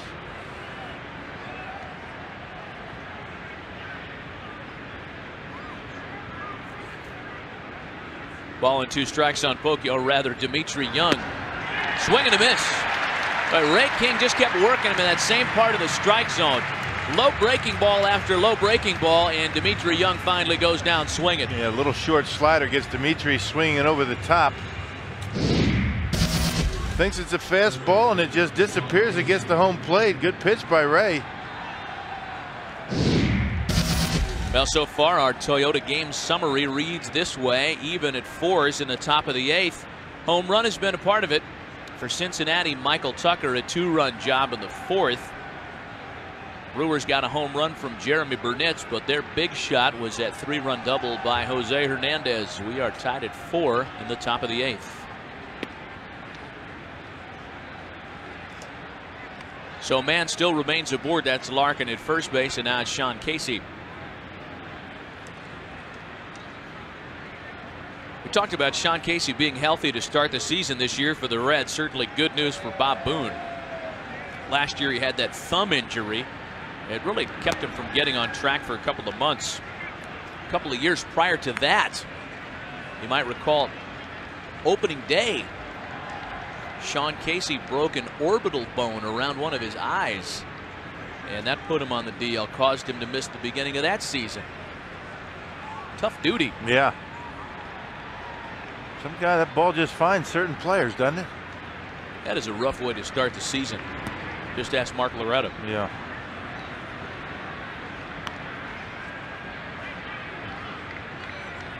A lot of good offensive weapons have spread themselves around big league baseball from the Cleveland Indians, huh?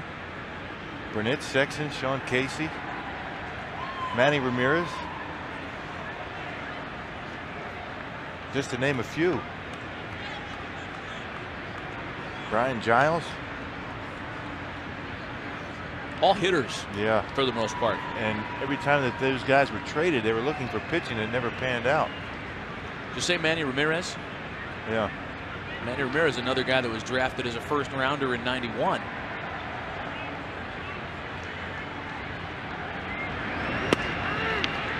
Strike to Sean Casey. The Brewers saw the fruits of their '99 draft yesterday, a lot earlier than some expected, as Ben Sheets made his major league debut last night in Houston. A success by virtue of its occurrence. It wasn't a sparkling line, but for Sheets to get to the big leagues as quickly as he did is certainly a success story. There's ball 4 to Casey. Yeah, just to get it out of the way, the first major league start for anybody, pretty much of a mulligan. Get it out of the way, and you really find out what a pitcher's really like after that first start. Ben Sheets, Paul Rigdon, two of the Brewers starters, sitting next to each other, chatting. Mike Dejan. Going to have another pitching change for the right-hander Alex Ochoa due up. Davey Lopes is back to the bullpen. Here comes David Weathers. We'll be right back. 4-4 tie. Reds still batting here in the top of the 8th. Got a couple of men on and 2 away. Well, on the field they're invincible, but off the field they're all too human. Fox Sports takes a look at the athletes you thought you knew. This week Chris Webber was a fallen star who refused to let his critics keep him down. Find out about the Chris Webber you never knew as Beyond the Glory takes you inside the hidden world of sports' biggest stars. Beyond the Glory, Sunday at 8 on Fox Sports Net. Chris Webber on Beyond the Glory. Timeout. Timeout. David Weathers, the newest Brewer pitcher. David Weathers, a guy that the Brewers have been able to count on since he came over to Milwaukee. Never gets hurt, eats up a lot of innings, and gets outs. Gets Alex Ochoa to pop out on the first pitch. It's like Davey Lopes drew it up. Did I say Davey Lopes? Yeah. Lopes. Roof is closed here at Miller Park. Certainly a little chilly outside. Too cold for baseball. I don't know how we did it here for 30-some years. Yeah. 30, heck, longer than that with the Braves. What do you figure? About 68 in here right now? 65? Yeah, maybe. I would say maybe 65. Sounds a little closer. Outside, what, about 40? Got to about, what, 40, mid-40s today? Probably about right. Dennis Reyes continues on the mound for the Reds. Jenkins, Sexton, and Burnett for the Brewers. A lot of lefty threats this time of the lineup for the Brewers, and that's why Bob Boone decided to go with his left-hander last inning rather, and it worked well as Reyes got Casanova, Belliard, and Houston in order. Jenkins fouls this one away, 1-1.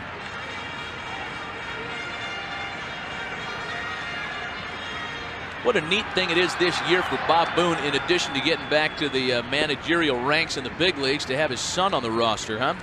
Yeah. It hasn't happened very often that a father-son combo has appeared in the big leagues as manager and player. This is the 6th time that's occurred, as a matter of fact. Oh, the others you asked? Yeah, I know the McRae's, Hal McRae and Brian McRae. It's one of them. Cal Ripken Sr. and the Ripken brothers. That's 2.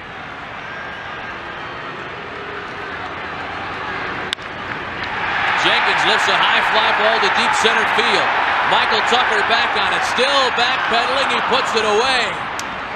Jenks happened to find the deepest part of Miller Park. He hit it a ton, just got under a little bit.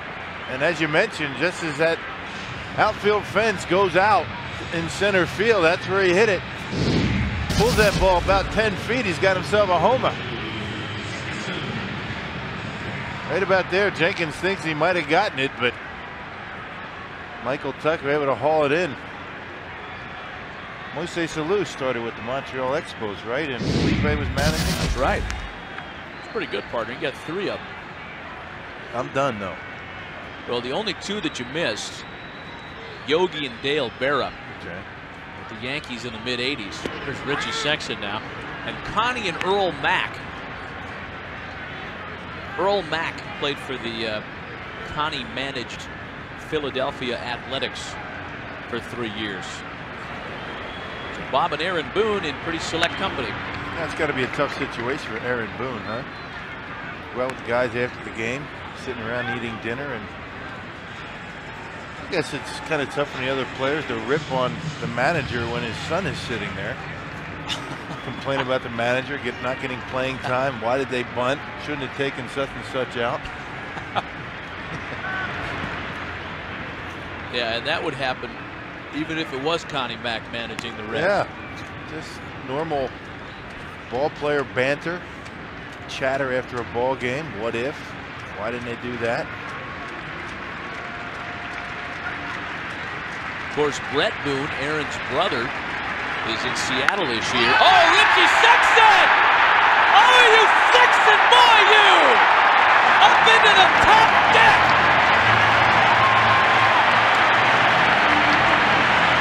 The one right-hander Reyes was scheduled to face in the inning burns him.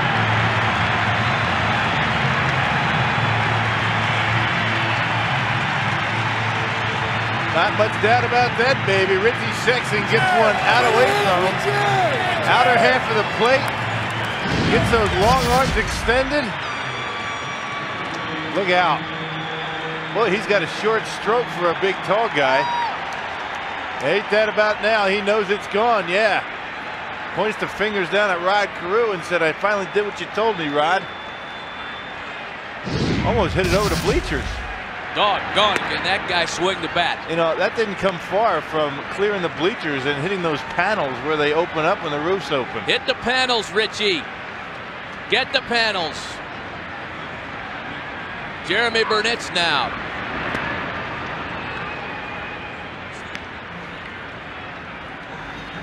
Came close to knocking down Bernie's slide out there in left. Yeah, that was about 4 or 5 rows from getting out of everything. Right up in there somewheres, huh? Guys in the truck are estimating a distance of 402. We have no official distance estimate. By the way, is the wire working in here? I haven't heard Greenberg's raspy voice all afternoon. Burnett's caught looking at strike 2. I'll tell you what, there's a lot of people around this ballpark that people around here are watching or in the stands have no idea how hard they've worked to get this place ready to go.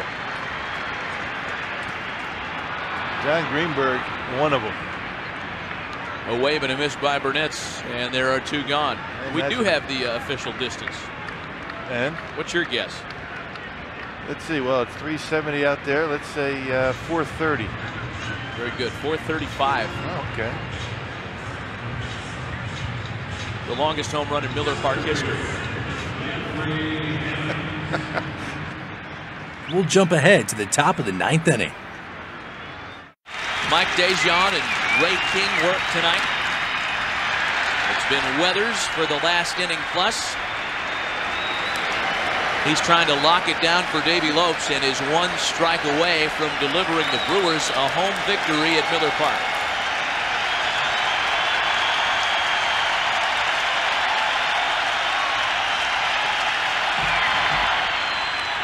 Stinnett checked the swing. Just barely. Good time for that David Weathers slider. 3-2. That patented sweeping slider. Got it!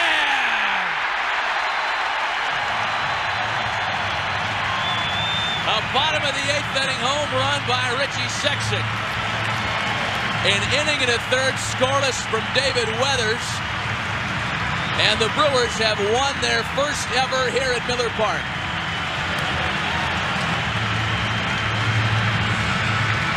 The home opener, a big success story in Milwaukee.